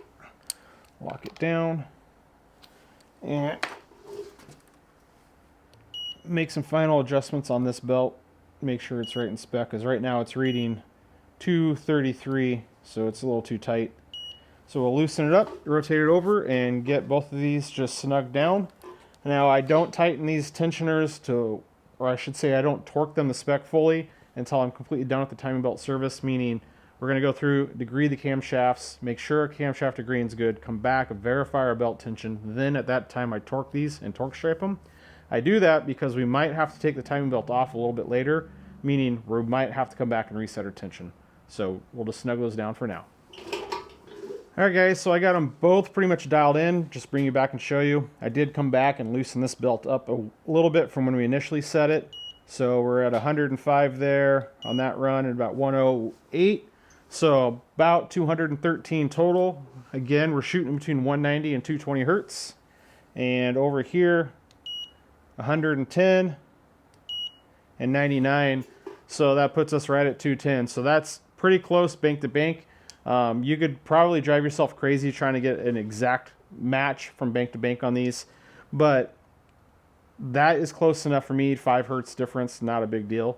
One thing on this procedure, I ended up shutting the cameras off and just continuing going through and adjusting these because it takes a while. And it's one thing I want to stress is there's really no way to shortcut it. It's really important to be consistent. So meaning you want to have the engine in the same place when you're measuring tension. You want to wait that 2 minutes or 3 minutes or whatever you wait for the tensioner to stabilize and settle before you check your tension. You want to be the same each and every time. The more consistent you are, the more accurate your readings are going to be, and in the end, it's less chances of you just chasing your tail where there's some other variable that you're not aware of that's causing you to have inaccurate or, you know, false readings. So, like I mentioned, this is one of those things. It's tedious, it's time consuming, it's repetitive, but it's pretty simple and easy. Just take your time, be methodical, and you can get them dialed in right where they need to be. All right, so our timing belts are on, they're tensioned, we're good to go. Now we can start talking about our camshaft timing. So before we really get into it, I need to take you to the bench because this job requires a little bit more in the investment in the terms of special tools and just some setup. So I'm going to run you through some of the things that we're going to need. One of the main things you're going to need is a set of dial indicators here so we can measure the piston travel. This is a Hill Engineering kit, and it has these adapters that I will run in through the spark plug hole for cylinder number 1 and cylinder number 8 respectively. We have an extension for our dial indicator and our dial indicator. Now this all comes as a kit. They have other companies make similar tools like this. You could try to configure something without this kit, but this makes it very easy. I will say that for this purpose, a analog dial indicator is my preference, not a digital one. Now, speaking of dial indicators, we will need yet another dial indicator, and I prefer digital for the second one. And this dial indicator, I'll use these attachments here, and I made this base. So I just welded this little foot on so I can bolt this onto the cylinder head, and that's going to give me an attachment point for all of these so I can get this dial indicator set up. And we're going to be using this dial indicator right here to be measuring our lifter bucket travel, which is essentially going to tell us our camshaft travel. Now, we jump to the head and you get a peek in there. You can see that you have very little and no access. We see just the corner of that lifter bucket down there. It's real tight. So a little trick is I have a piece of welding rod right here, and I've kind of just barely tapped the end of it so it threads into my dial indicator. I bent the foot at 90 degrees on it, and this makes it a lot easier to get this sitting down into the cylinder head, and a little bit more room to get this set up, especially when I'm working around this dial indicator, so that way I can be sure that my shaft for my dial indicator is not rubbing on the camshaft and it's still perpendicular to it. Once we get this set up, I'll show that in a little bit more detail. So we have that stuff, and this is all going to be attached up onto the cylinder head, and as I mentioned, we're going to need to know where the engine is at in terms of degrees. Now you can see I have several different degree wheels here because there's a little bit to talk about. Now the factory has a special tool that we use at the dealership, and it went on the crank hub or the front of the crankshaft in place of the crank hub. It threaded on, locked on tight, had our degree wheel and basically big handles that we'd use to rotate the engine over with. And we had those for the Testarossas, 348s, 355s, so pretty much everything that had an engine out, we needed those. But on all of the 12-cylinder cars, so 456, all the derivatives of that, 550, 575, 612, and even the 360, we do all those timing belt services with the engine in the car, and there's no space for that tool. So the way to overcome that is, this is a spare crank pulley I have for this car, but I'm just using this for an example right now. But you can take these smaller, this is a Mr. Gasket degree wheel, and you can see that I've drilled the center hole out so that way a 36 millimeter socket, this isn't the socket. I have a chrome 36 millimeter socket that fits in there pretty much perfectly and helps center this tool, and that allows me to get a socket onto the crank bolt if this crank pulley is on the engine. But what we do is, you can see this hole pattern that's drilled around it, is I will use this hardware on the bottom side, so just the bolt and the big washer, and you can catch the lip like that of your balancer and tighten that hardware down, and it helps hold this degree wheel in place. And I would just do it in 4 positions. The outside diameter of this degree wheel is larger than my hole pattern, so it doesn't match, but I think you kind of get the idea. So these degree wheels are pretty cheap. You can modify the center hole, modify your holes that go, And it's not super secure when you tighten these down, but you can tighten them down in the 4 locations and it will hold the degree wheel in place. And then you can rotate the engine through the crank bolt, which is going to, obviously transfer all your force through this hub. And this is splined to the crankshaft, so you don't have to worry about your degree wheel moving, although you have it clamped on here, so you have to be careful not to bump it. It's not the greatest way, but it's cheap and it works, although I generally don't like using the smaller degree wheels. You can see that I have just a different degree wheel here, and I prefer to use the largest degree wheel that I can possible. And this one I've never used on any Ferraris. This was my home degree wheel. This was my Ferrari degree wheel. Knowing that I'm willing to invest in tools, I came across a deal on this 355 crank pulley, and this thing was pretty beat when I got it, and I picked it up for like $100. So I was no-brainer. Picked up that crank pulley, and you can see that I actually have drilled and tapped holes onto the face of it, and that allows me to take my bigger 16-inch degree wheel and I can just bolt it onto my crank pulley.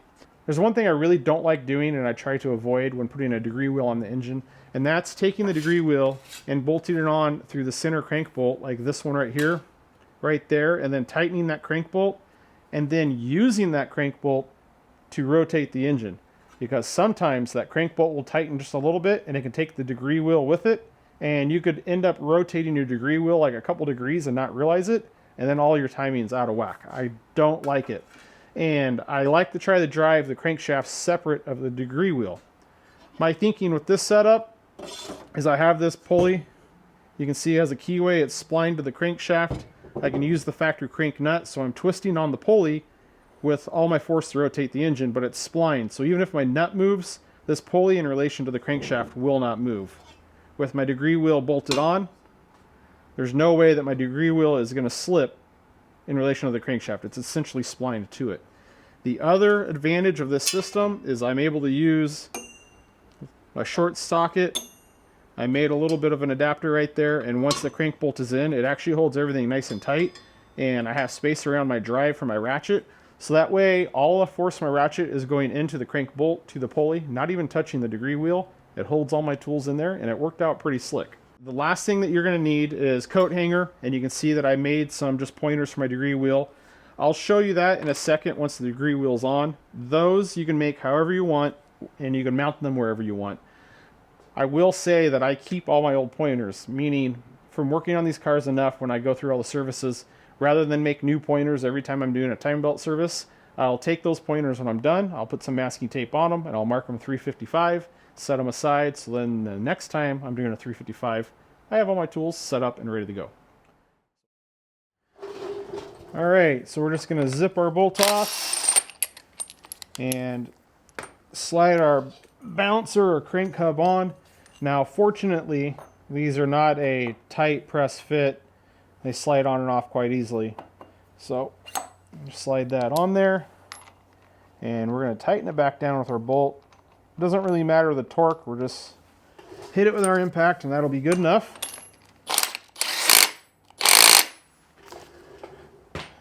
And from there, I just use a shallow socket. It's what works good for this setup, and a spacer that I made for it.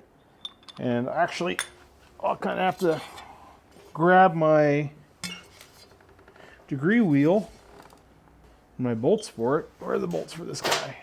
All right, got everything. So I do have the engine top dead center, cylinder number 1, and I do remember from when I set this up and drilled my holes that I have my degree wheel with my 0 degree mark sitting over here. See if we can't get all of this in there. Get it started without dropping everything. Obviously, I have a little bit invested with my tooling for this setup and a little bit of time getting it positioned on the pulley, so everything works together. But for as frequently as I'll be using this tool, it was an investment that was worth it for me.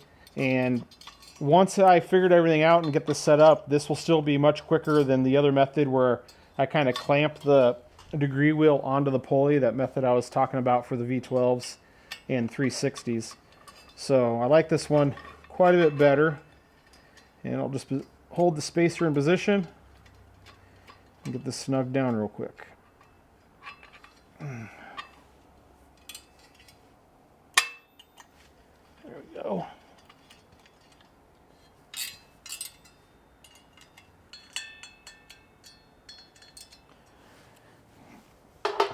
Now we're dialed, so you can see that the degree wheel is splined to the crankshaft, and you can see where my socket is, it's free and loose, meaning I'm not putting any force through this degree wheel.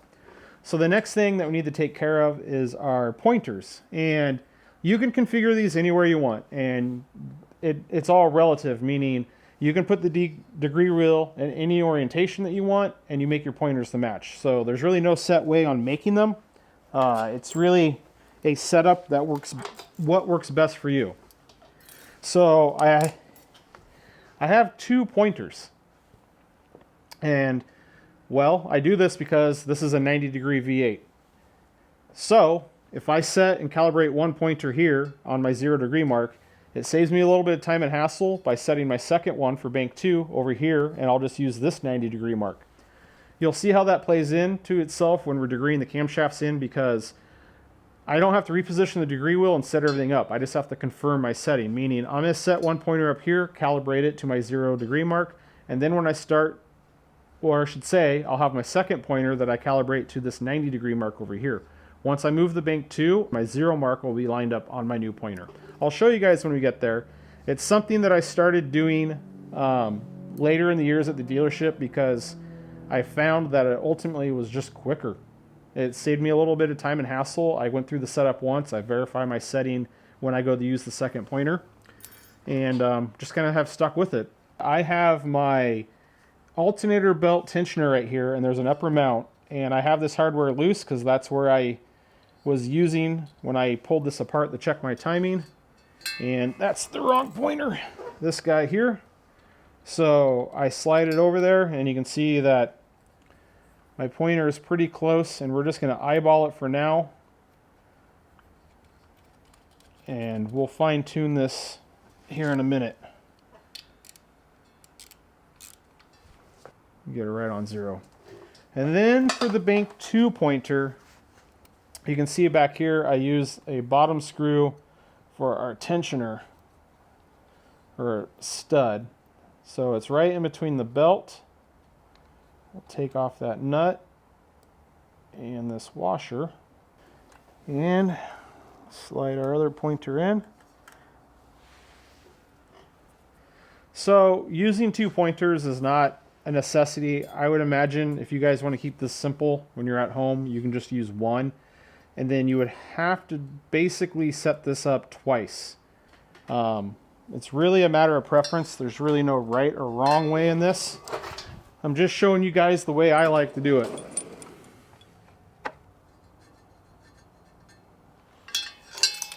All right, so there's our second pointer on 90 degrees. Our first pointer up here on 0 degrees. And that's all that we need to set up here. I'm gonna drop you guys in real quick, give you some good views of this, and then we're gonna shift our attention up onto the cylinder head.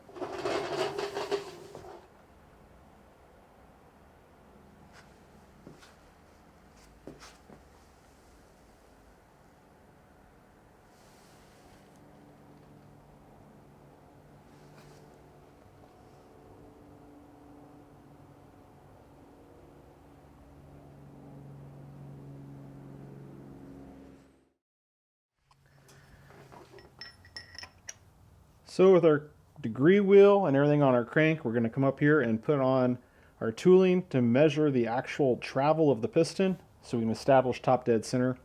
Now, everything says to have this set up at top dead center cylinder number 1, but if you recall back when we put the heads on, we're going over the crankshaft.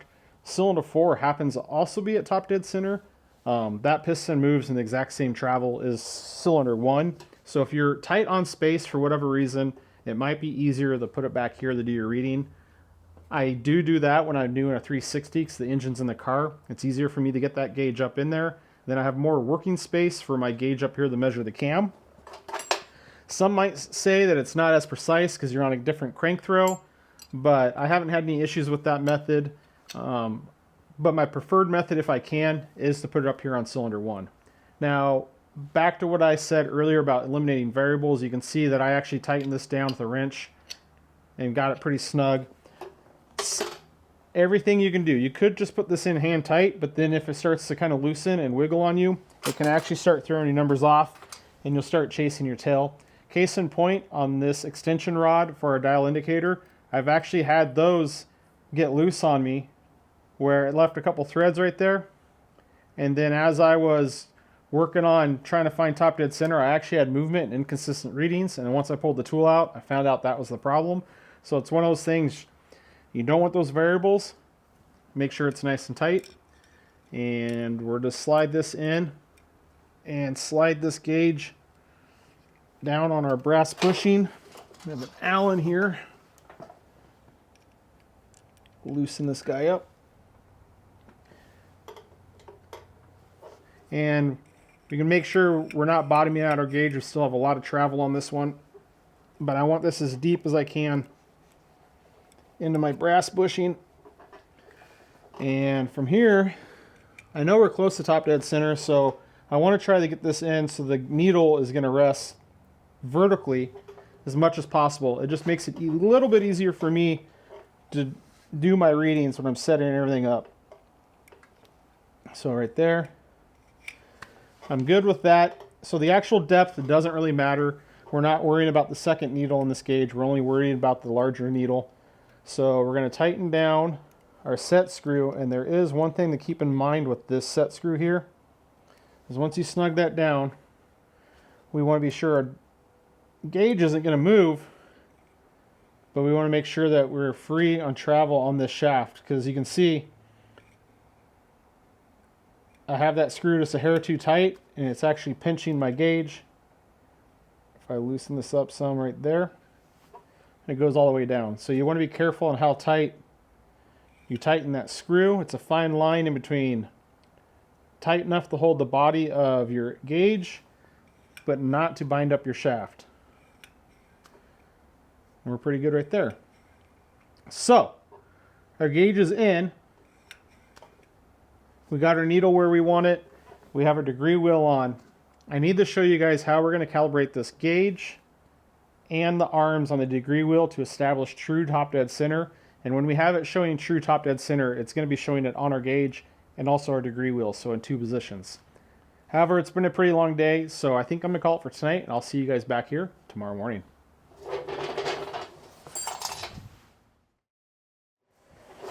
All right, well, good morning to you guys. We're back out here, and first thing we need to take care of is we need to calibrate our dial gauge, measuring our piston travel to our degree wheel, and our little coat hanger pointers we have.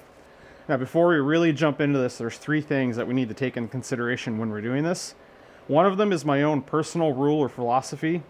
I do not rotate an engine counterclockwise, or I should say in the opposite direction of its normal rotation. Most engines are clockwise, so I don't go counterclockwise. And I do this for a few reasons. Now, some of the BMWs that I worked on, you could damage the oil pumps if you rotated the engine backwards. There is the possibility, like in the case of this with timing belts, that you could cause it to jump a tooth on your timing belt. Although these belts are so tight, that's unlikely. Essentially, you're running the risk of damaging something internally depending on the engine configuration. I'm not saying all engines are the same, but because of that fact, I just make it a general rule on any car I'm servicing. I don't do it. It's a no-go zone. With that being said, we're going to have to find top dead center with only rotating this engine clockwise.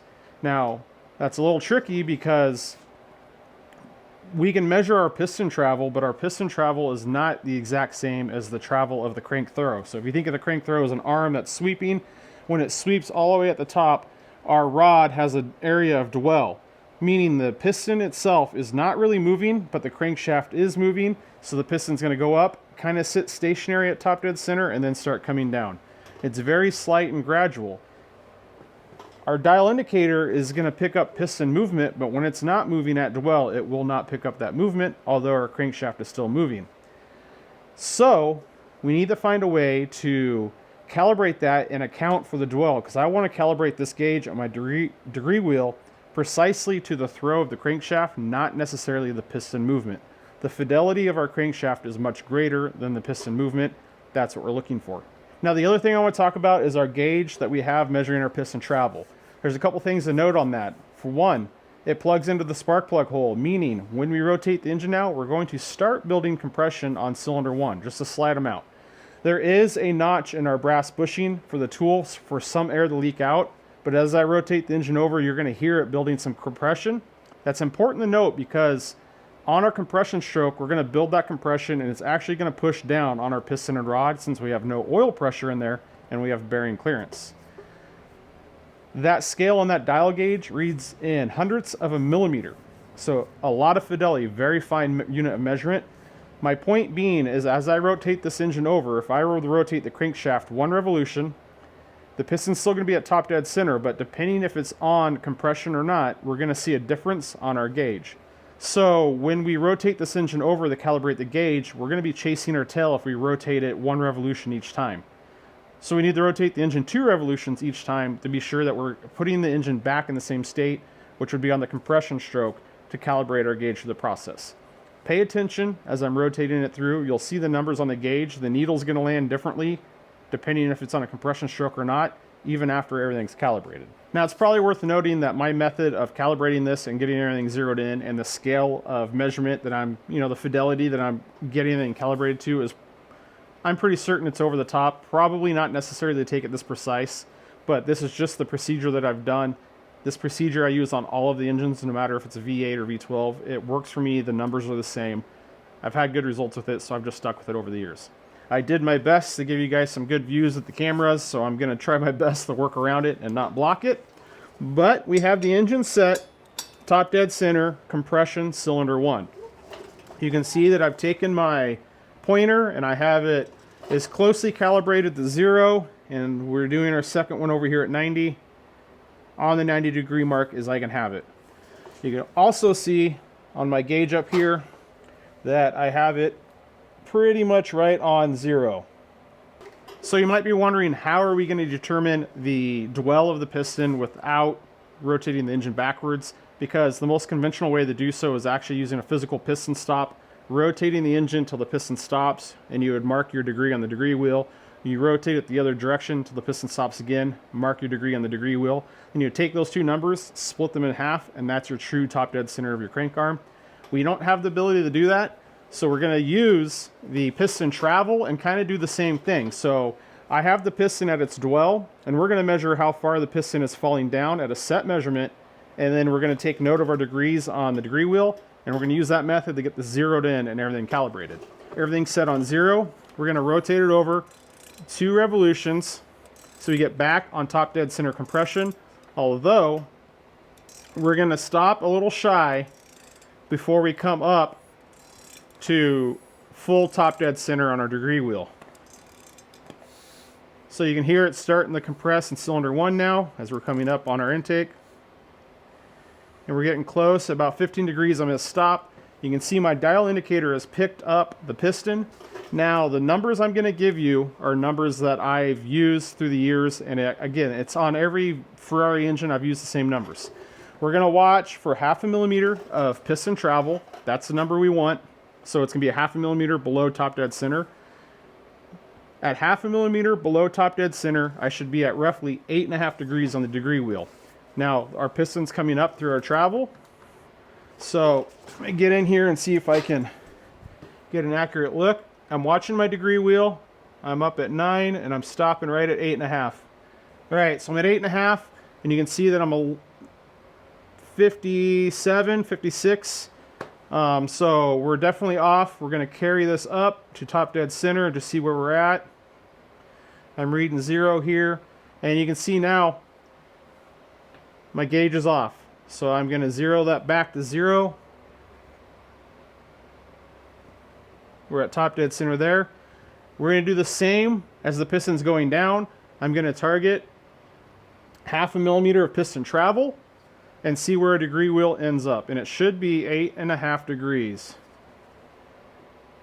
Right there. And we're right at 8 degrees. So you can see, even though our gauge was reading 0 at top dead center compression, our degree wheel is still a bit off because we want to see that 8.5 millimeters.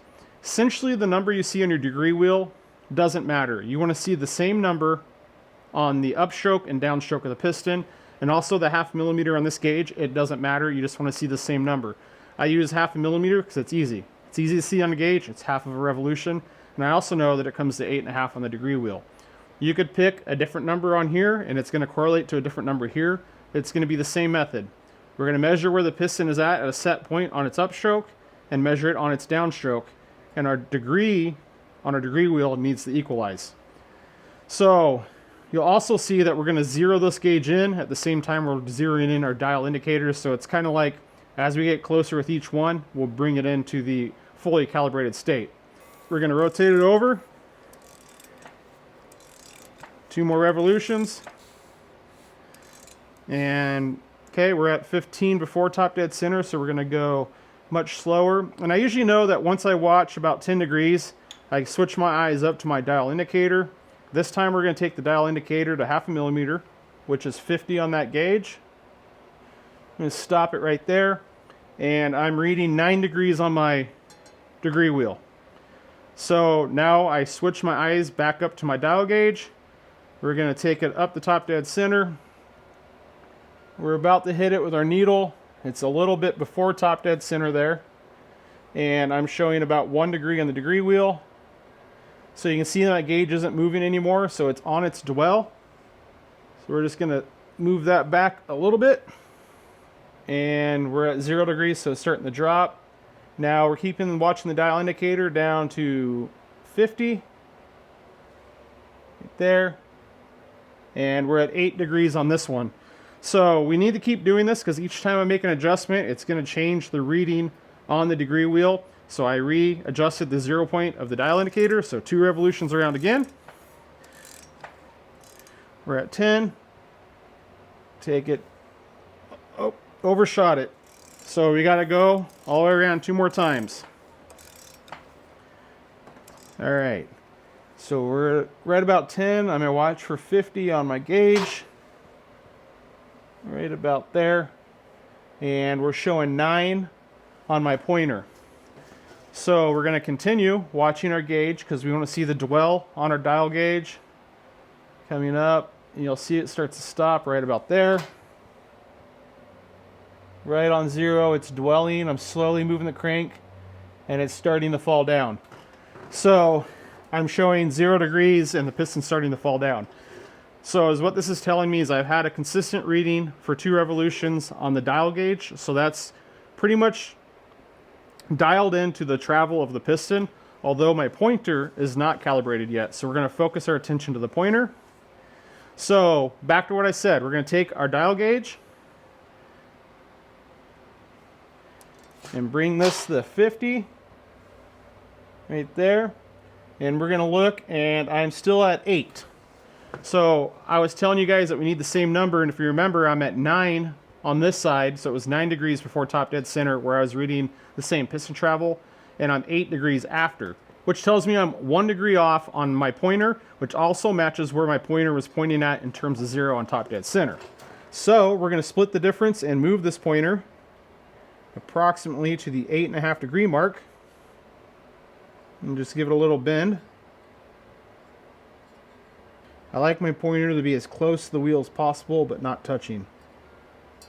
So I got to keep a little pressure on the crank. You can see I let off on the ratchet and it walked back on me a little bit. All right, that's about 8.5, so let's try it again. So we're going to go 2 revolutions. And we're coming up 10 degrees before top dead center. So now I switch my eyes to my dial gauge. We're targeting the stop right at 50.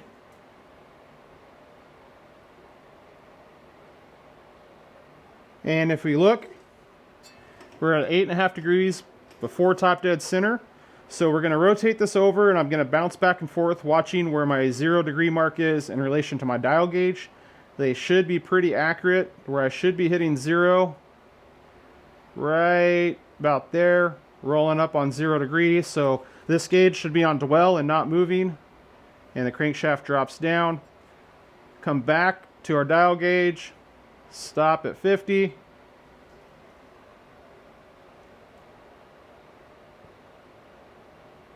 Right there, and you can see we're right about at 8.5 degrees on the crankshaft. So I mentioned it earlier, The degree you pick on the crankshaft, it's arbitrary. We could do this with 1 millimeter of piston travel down, and it's just going to change the number we're watching for here. Another thing to note is my second pointer that I put on here. Now that I've calibrated this pointer, I can set my degree wheel, top dead center, cylinder 1 compression, coming right up on it here. So we can get that set right there. And if you look here, we're a degree off on my 90 degree for bank 2. So since we're here, I'm going to make that adjustment and get that set right there on 90 degrees. Now, we're jumping ahead a little bit, but when I come to degree this side of the engine, I will move my dial indicator over here for this cylinder 8 piston for top dead center. But this is going to save me a lot of time on getting everything calibrated, because as long as I don't hit it and bump it, if I rotate this 90 degrees, right there, that's top dead center, cylinder number 8 on this side. So we're gonna have to set this pointer up anyways. By doing it now and calibrating it with that other pointer, it just saves a little bit of setup time. It makes it a little bit easier. So now we have our degree wheel calibrated and set, so we know where true top dead center is on the crankshaft. We're not going to rely too much on our piston travel gauge up into the cylinder. We're going to be using our other dial indicator to watch the camshaft travel. However, I do leave that up there while I'm working on everything, just to keep an eye on things, make sure nothing moved, and it's an extra redundant way to know what's going on. As you can see, when I'm rotating the crankshaft over with that dial gauge, that really gives you a good example of where you can see that piston dwelling and where we want to kind of narrow it down to the crankshaft. Because we watched our piston dwell on the gauge and had it zeroed, but we are still a degree off on our crankshaft. So that means that little extra work, we narrowed it down, because our tolerance for proper camshaft timing comes down to plus or minus 1 degree, meaning that could have had our camshaft timing out. Say we had our cam, we set our intake cam that was 1 degree out of spec, not realizing we were a degree out on the crankshaft, we'd be 2 degrees out on our timing. So from watching our piston travel gauge move, you can see why I prefer the analog style gauge. I find it a lot easier to be able to watch the needle revolve around the face of the gauge while I'm doing this, rather than focusing on numbers. It's just an easier visual. It gives me a better idea of what's actually going on. So that is the sole purpose of why I prefer that style gauge. I'm going to take a minute and get my tooling set up on the intake camshaft so we can start degreeing them in. I'll bring you guys back and show you how the tooling's all set up.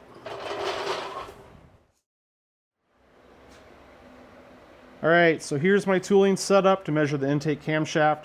You can see that I took my little adapter that I built years ago, and it's bolted on to the stud for the valve cover, and that gives me a solid base to mount the rest of my configuration on to have my dial indicator positioned. Now, important thing to note, if you're going to build a tool or use something like this, be cognizant of your cam lobes when these rotate around. If this is too wide, it's going to hit those cam lobes, cause issues. Ask me how I know. That's not the first version of the tool that I made. Now, you kind of have to eyeball from the positioning of the valve, and you can see from the lifter bucket and the head, the angle that you set that gauge at. You want that gauge set as closely as you can to match the same plane of the valve. It doesn't have to be perfect. It's just the best guess. You can see enough of that lifter bucket sticking up. If you pull the tape, since I have the throttle bodies off, you can see the stem of the valve. You can kind of get a rough idea. But spend a little bit of time, get that where you think it's straight and true. And that's one little advantage that I have with this foot that I made, that it's still down there measuring the travel of the lifter. And get the light in here. And you can see it is down there. So we have to avoid the cam lobe and also kind of avoid the base of the camshaft. So you can see that foot down there is kind of wrapped underneath the camshaft on top of the lifter. And I've ran the engine through its cycle. I made sure that that shaft doesn't interfere on the base circle of the cam lobe. I make sure that it's not getting trapped under the lobe, because sometimes that can happen.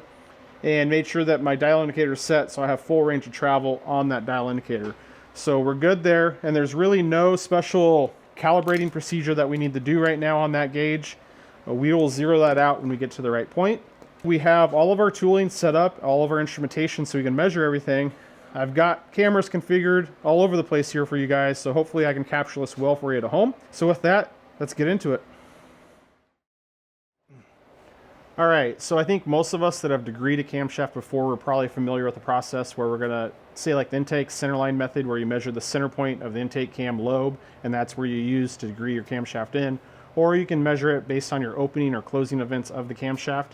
I will warn you that Ferrari does give us our timing events on this engine. However, the workshop manual, the procedure and numbers that gives us the degree the camshaft's in, essentially are just arbitrary numbers.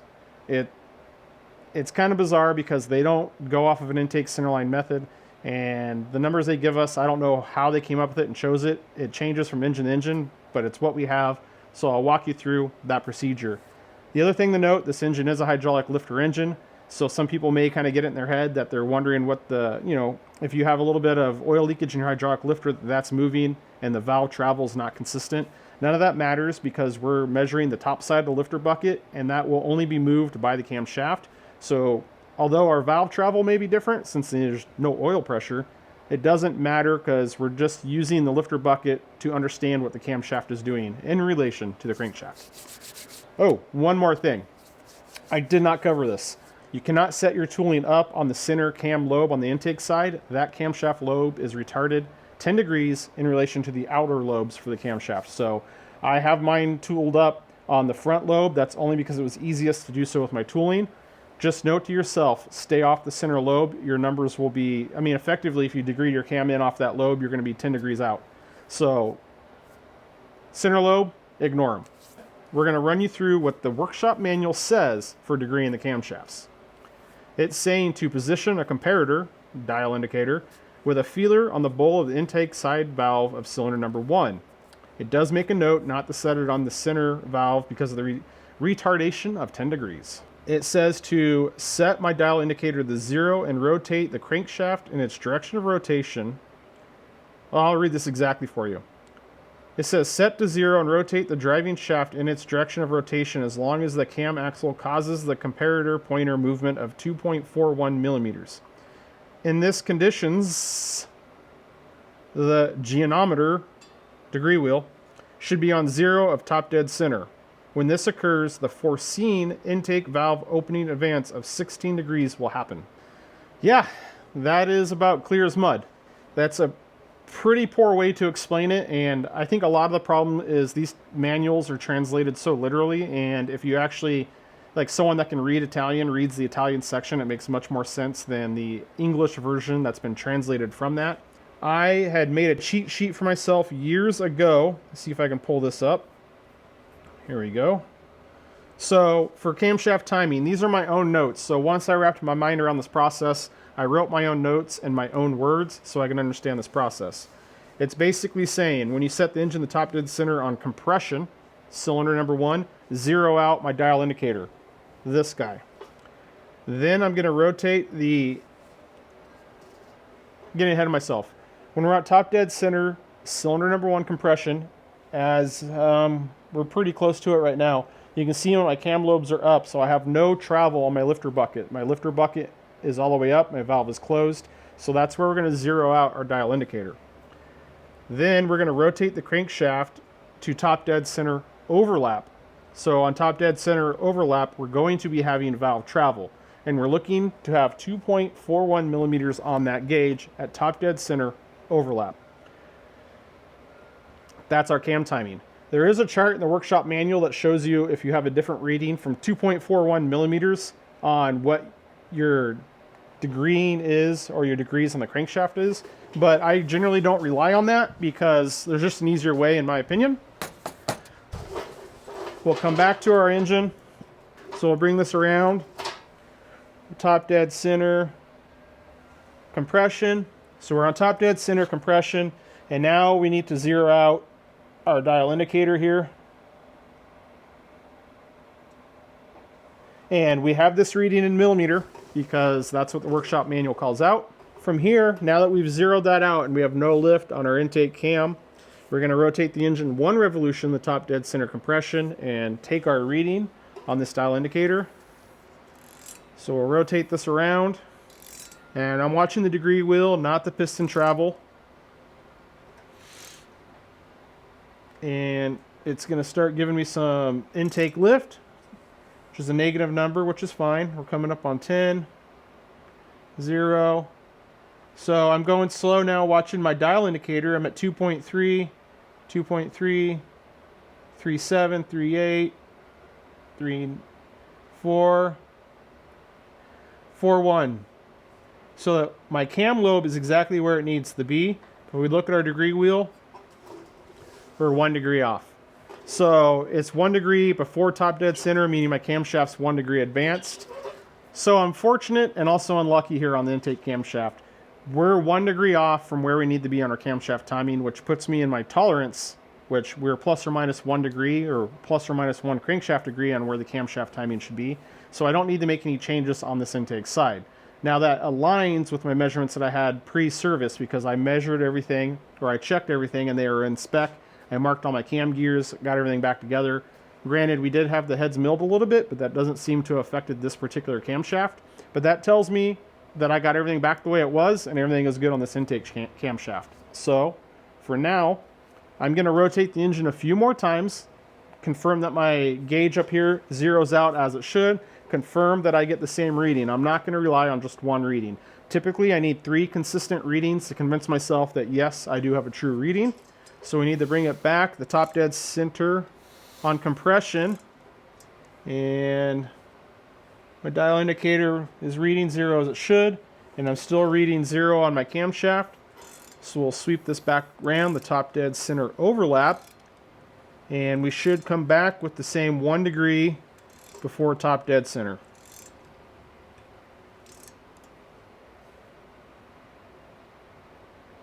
And I'm watching my dial indicator now, not the degree wheel. Coming up on it. 2.3, 2.4,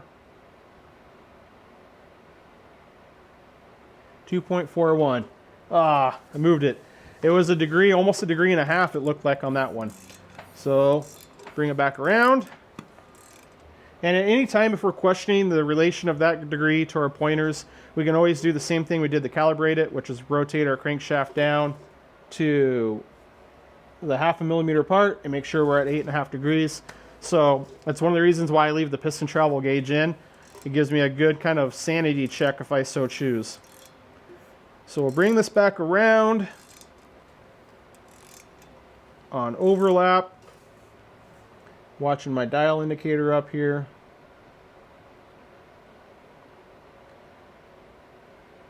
Four. That's right at 1 degree. So we'll give it one more good revolution. We get another number, we'll trust it and jump over to the exhaust. Watching my dial gauge coming up, 2.3, 3.1, 4. That's right at 1 degree. So we can take this and we'll rotate it over to the full 0 mark. Watching the degree wheel. We're at the 0 mark, and that's saying 2.53 is our travel of our camshaft. Jump over to the chart in the workshop manual, and it's saying 2.5 is 17 degrees before top dead center of the intake camshaft opening, which matches the 1 degree on a degree wheel, which is what I was talking about earlier. You don't necessarily need that chart because we are looking at the degree wheel, and according to the workshop manual, it says for us to rotate the engine over, stop it on top dead center overlap at 0 degrees, and then read our dial indicator. We would take that number and use the chart to figure out how far off we are. I kind of reverse what we're looking at. If I watch my dial indicator and I wait for the number that we're looking for, our target number, which is 2.41 millimeters, and I stop cranking the engine at 2.41 on this, I can look at the degree wheel and just see how far away I am from 0 degrees. So that's an easier method for me because I don't have to jump back to the workshop manual, keep referencing it, coming back to the engine. I can just look at the degree wheel. All I need to do is memorize the number I'm looking for on this indicator, and we're set. So with that, let me get everything set up on the exhaust side and see how that one shapes out.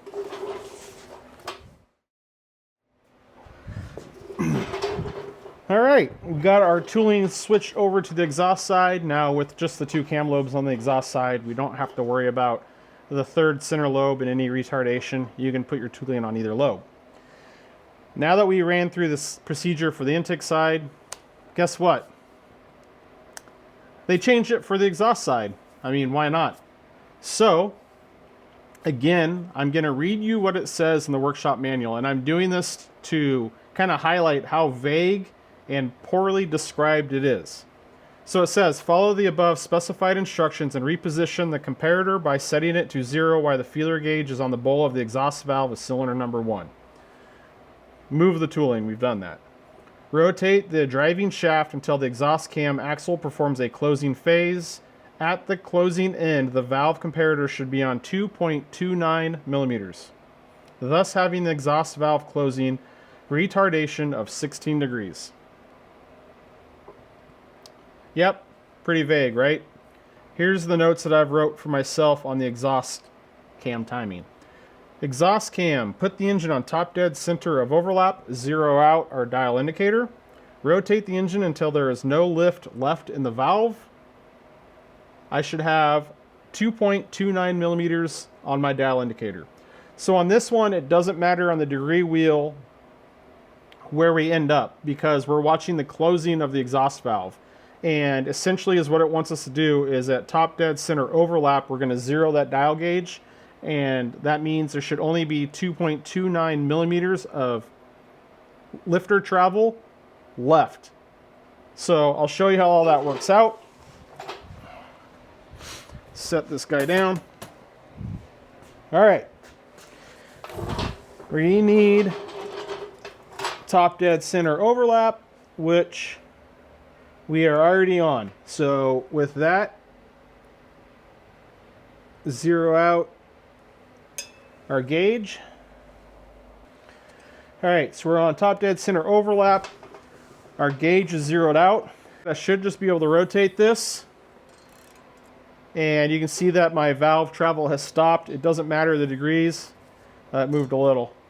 You see we're stuck at 2.35 and we're there. So we're shooting for 2.29, not 2.35. So again, rather than using a chart that's in the manual, I'll show you how I determine where we're at. Essentially, we came up on, we're now at 2.37. It's changing a little on us. Let's bring it back to top dead center and be sure that it zeroes out. Okay, we're coming up top dead center, right there, and we're at 0. So we'll do one more check. 2.33, and I can see that my lobe is clearly off the lifter bucket. So I'm not going to worry about that gauge changing its numbers as I continue to rotate the engine because we've effectively moved it just to get the lobe off the valve. So we have 2.33 of a millimeter now and we want 2.29. So we're 0.04 of a millimeter off. So how do we figure out easily how that translates in the crankshaft degrees? So I'm going to bring it back to top dead center overlap, but before I get to 0, we're going to go back and look at our dial gauge. So you can see that we have movement. We're starting to close our valve. We're coming up on it, so it's 0.83. So now that we're this close, remember it's 0.04 of a millimeter that we're off from the spec. So I'm going to rotate the crankshaft watching my gauge, stopping at 0.04 millimeter. Getting close.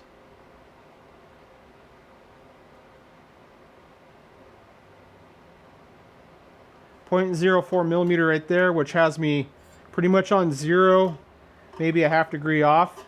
By doing it this method, technically I should be at 0, but if I was like a degree off, if I stopped at if I had a bigger number, it's going to show that I'm a degree off basically. So we could probably go and 0 this, and we'll rotate it again. And 2.33. So we're back to the 0.04. So we're getting a consistent reading. When I bring it back and try to stop, I think this one's so close to being on spec also, it's not going to show us what I'm trying to show you on this degree wheel here. So we'll try it again. We'll bring it up to 0.04. Yeah, it's so close it's not going to work right there. And we're pretty much at 0 degrees, so it's not going to work. That's just doing hypothetical to show you how this works. We have this essentially zeroed out here. We'll get a 0. We're going to rotate that, and we got the same thing, 2.33. So let's exaggerate this and say we're at 2.43 millimeters, so we're 0.14 millimeters off on our lift. We're just pretending here. So if that was our number, we're going to rotate this around, and I'm going to watch my dial gauge as I'm bringing it back up to top dead center overlap, and I want to stop on the 0.14 millimeters. So I want to take the difference of the measurement that I had and the spec and stop on that number, and that will tell me how many degrees off I am. So we're watching our dial gauge. We're coming up 1.6, so we're looking for 1.4.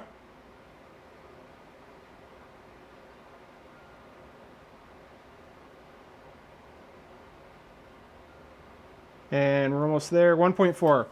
And you can see right there, the 1.4 is 1 degree off. So we're at 1 degree before top dead center here. So that's how I can determine with what number I have, how many degrees off I am, and that tells me if I'm within spec or not. Or we can just jump to the workshop manual and use that spec. Again, both of those cams are dialed in, so that's good for me. That's less work. However, I really wanted to show you guys the procedure to get them dialed in. So we're going to jump over to bank 2, go back through this procedure, and we're going to see if we can find one of these camshafts out of spec, so that way I can actually run you through the procedure. So hang tight with me. I'm going to get everything moved and set up, and we'll continue on.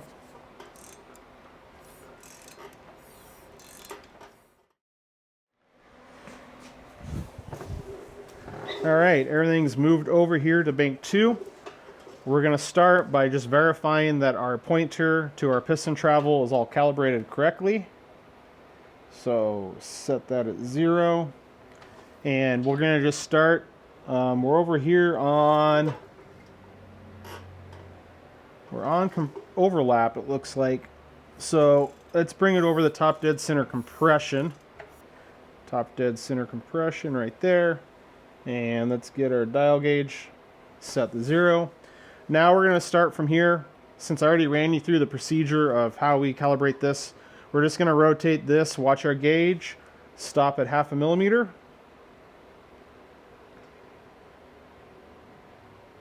Right there. And we're right at about 8.5. So let's bring it around and check before top dead center.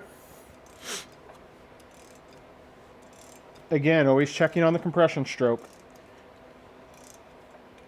Because if we watch, I'll bring it up on top dead center on power stroke. You can see that my needle's not dead set on 0. And bring it up on compression. We'll slow down before we get the 10 degrees before top dead center. Watching our dial gauge, going to 0.5 millimeter. Back to our degree wheel, and we're right about 8.5. So we know that our pointer's still calibrated, and we'll bring this back to 0, and our dial indicator should land right about on 0, right there. So we're good. We're set, and everything was calibrated, confirmed to be where it needs to be when we set it up based on bank 1, which is good information. So now, to set our cam timing, we need to be on top dead center compression, which is where we're at. 0 out our dial indicator here. It's always tricky to get a perfect 0 because our hand moves it. So we're zeroed out. So if you remember on the intake side, we need to rotate the engine, top dead center overlap. We're looking for 2.41 millimeters. So we'll bring the engine around. And I'm watching the degree wheel. We're just going to bring it to 0. Right there. And we're at 1.33. Why are we wildly off? Well, that's why we're at 1.3 millimeters. So I just checked, and I don't have this set deep enough. It's bottomed out on its movement, and my finger there is no longer touching the lobe of the bucket, or I should not say the lobe, but the lifter bucket. So I need to lower that down, and we need to start over. All right, so we're set, top dead center compression. We got our gauge zeroed out. Now it's important to note that top dead center compression, all of our valves are closed, so the camshaft, you can see our lobes are pointing up, away from the lifter bucket. So the actual degree that we're at isn't as critical right now on zeroing this gauge, because we theoretically can move the crankshaft a little bit, and it's having no effect on our lifter right now. It's in the closed position. We're going to take it the top dead center overlap, and we're looking for that 2.41 millimeters of camshaft travel. So we're getting close. We're at 1, 2, 3, 1, 4. So I'm watching my dial gauge up here on the lifter bucket, and I'm going to stop at 2.41, just like we did on the other side. 38, 39, 4, 41 right there. And we are, there we go, we're a degree and a half off, 4. So my degree wheel was about a degree and a half off. If we take this all the way up to 0, we're at 258. So let's do this a couple more times to be sure that we have an accurate measurement. Top dead center compression, we're zeroed out. We'll bring this up, coming close to 10. Back to our dial gauge, we're watching, looking for 241. Going slow. Getting close, 35, 39, 4, 41. So from what I see right here, we are about a degree and a half off on our camshaft timing. Let's do this one more time to confirm.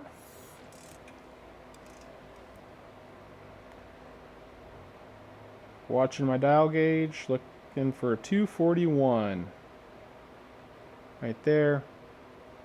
Yeah, that right there looks like 2 degrees off.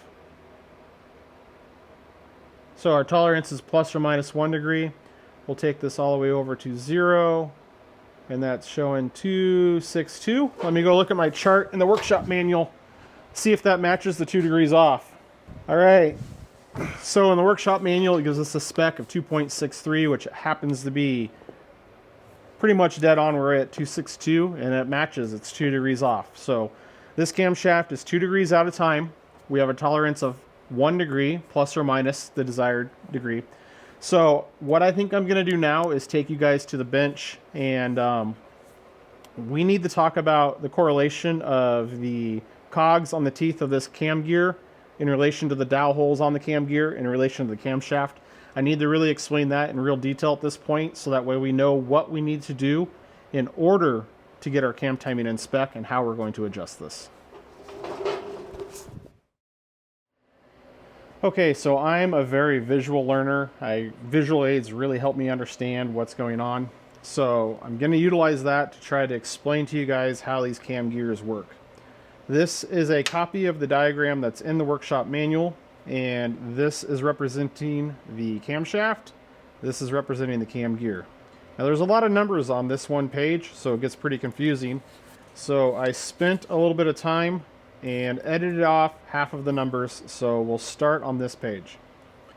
Let's start talking about the camshaft here. So we have holes that almost go all the way around the camshaft. We're missing 2 here.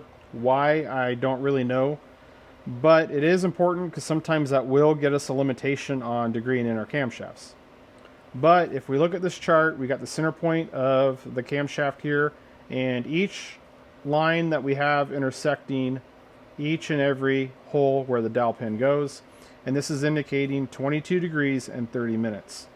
If you guys know 22 degrees 30 minutes, that's 22 and a half degrees. So there's 60 minutes in a degree, 30 minutes is half of that.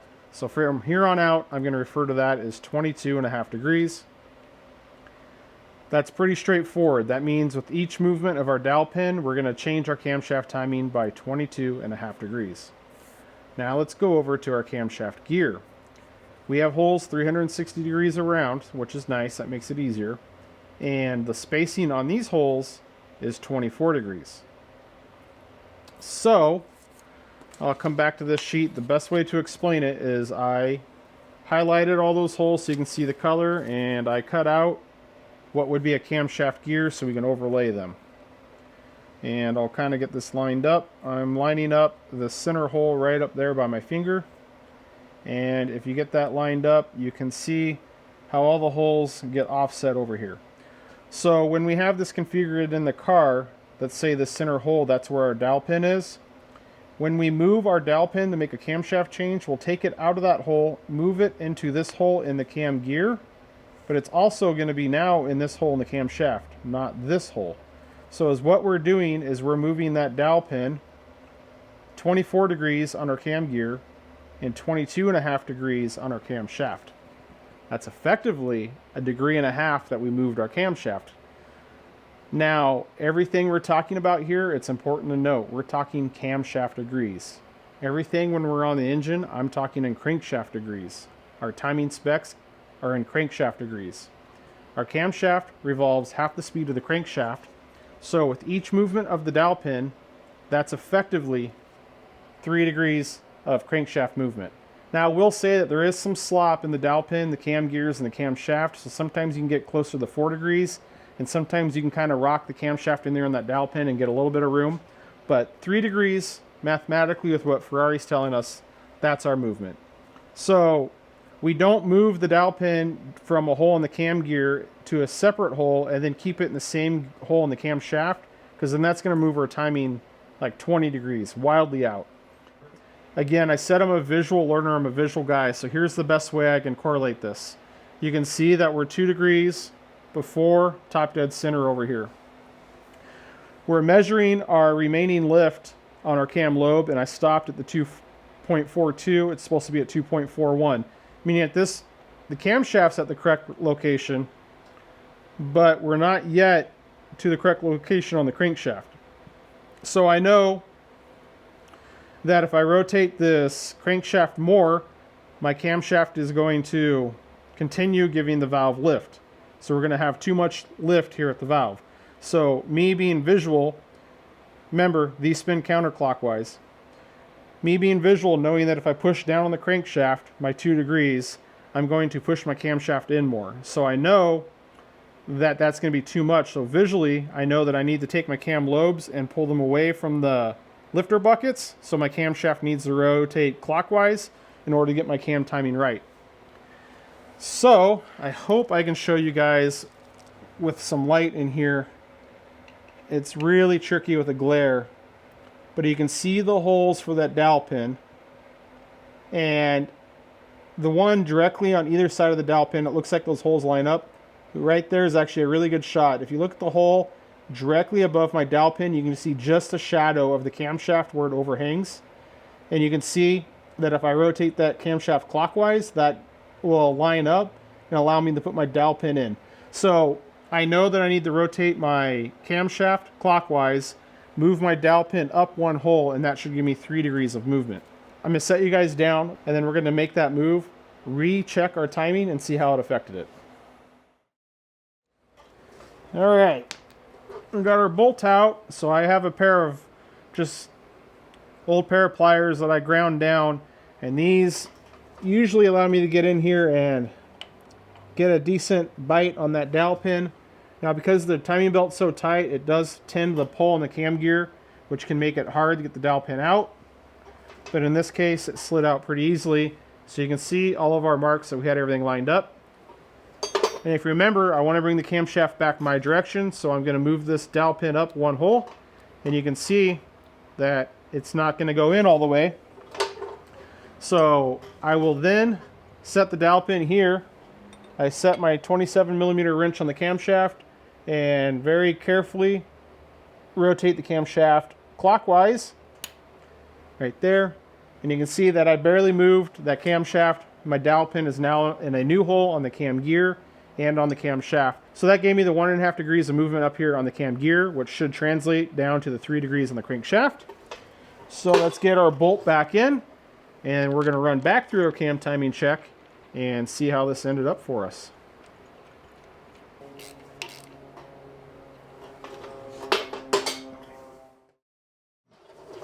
All right, so we made our move on our dowel pin on our cam gear. So we're going to rotate this back over and re-zero our gauge and see what we ended up with. So we'll bring it back, top dead center compression. Right there, top dead center. See if we can't get that fully zeroed out. And we'll take it the top dead center overlap. 6.5. So again, we're looking for 2.41 on this dial gauge. 2.3. 2.34.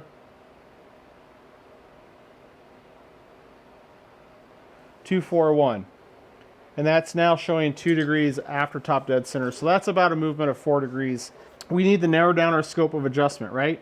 We had it beforehand, it was showing 2 degrees before top dead center on our degree wheel. We made a move on the dowel pin, now we move it the other way, and it's showing about 2 degrees after top dead center. When we're moving those dowel pins, each time we're making an adjustment, we're moving it from one hole in the gear and the camshaft 3 degrees. Now our spec is plus or minus 1 degree, 3 degree movement. It's a pretty broad range. Well, there's more adjustability in the system.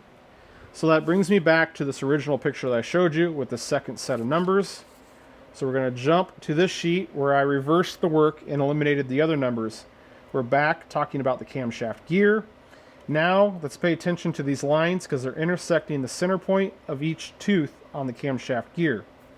Look at those lines in relation to our dowel pins, and you can see that this one is on the, third of the right hand side. This line is pretty much on the exact edge, and then this line's even closer to the right hand side of the dowel pin. Each one of these is 11 degrees, 15 minutes, so 11.25 degrees. Essentially, is what this is referring to is the relation of these teeth to these holes, and by moving this cam gear on our timing belt, we can change the degree range of these dowel pins. And since that's 11.25 degrees and our other movement that we're doing is 22.5, that's basically half of that. So this essentially is going to break us down to 1.5 degrees at the crankshaft of movement. We achieve that by taking the timing belt off, taking the cam gear off, and moving it. Now, one thing to note, let's say this is where we have the dowel pin right now on this line, and if we moved it just one tooth over here, it's going to be a radical shift in the wrong direction of where we set our cam timing. So we're actually going to make the jump to 2 teeth, and you can see that that should give us our 1.5 degrees because that line right there is pretty close to the edge, and this line just basically splits the difference. So we're going to make a movement of 2 teeth on our timing belt to our cam gear. It seems like a step backwards doing this. It's a bit more work, but that's how we get the fidelity to get the fine-tuning adjustment. I tried to get this degreed in without doing it and just moving the dowel pin, and we are basically jumping back and forth on either side of top dead center where we needed to be. So I need to make this fine-tooth adjustment, so hopefully I can split the middle of those and get it right on spec. I'll get everything set up. I'm going to bring you guys back and show you exactly how it needs to be. Show you all those marks so that way it's pretty clear for you. And then we're going to move forward and pull the timing belt back off, move our cam gear, and we're going to have to go through and retension our belt. So let's get to it. Okay, so I set the engine back up, top dead center, cylinder number 1. You can see that I put business cards back into the camshaft so they don't rotate. And you can see that I took a silver Sharpie and I marked my belt, I marked my cam gear, and I like to do it in 2 locations. I also marked the exhaust cam gear because again, I want to be sure that I have this belt in the exact same location on this gear. And down on my crank drive, I have it marked there as well. So once I'm done, is what I'm looking for is I'm looking for this black mark in relation to this gray mark to be 2 teeth off. Now, when I make this change, I'm gonna pull my dowel pin out and this bolt out. I'm gonna make the change on my timing belt, get it positioned where I want, get some tension back on the belt about where it needs to be, and then I'm just gonna put the dowel pin back in whichever hole is closest for it to fit, and then we're gonna come back around and start reworking our camshaft timing. So I'm gonna work to get this belt and gear moved. I'll retension the belt, get the dowel pin back in, and I'll bring you guys back to run the cam timing after that. I'll get this taken care of. We'll come back and see what we end up with. All right, I got the cam gear swapped over so we can see my original mark here on the timing belt, and we moved it 2 teeth. This was the mark to where it was over here. But before I put my bolt back in, I wanted to show you how we're quite a ways off so you can see where the hole was where we originally were on the camshaft. My dowel pin is now up here, and this is where the dowel pin was on the camshaft gear. So what I did is I pulled the belt, moved the cam gear, left the dowel pin out. I had the cam locked in place, and I slid the dowel pin into the holes that aligned the best. I did have to loosen the cam caps with the business cards and slightly rolled the camshaft up a little bit to get the dowel pin all the way in, but that's where we ended up. You can see that I took all the business cards back out. So I'm gonna get my bolt in so it's tight. That's gonna allow me to rotate the crankshaft, Gonna go back through, reset my tension on my timing belt. I just kind of guesstimated it with my pin right here on the looseness of the pin. We'll use our frequency gauge, get that dialed in, and from there we'll be able to come back and see what effect we had on our camshaft timing.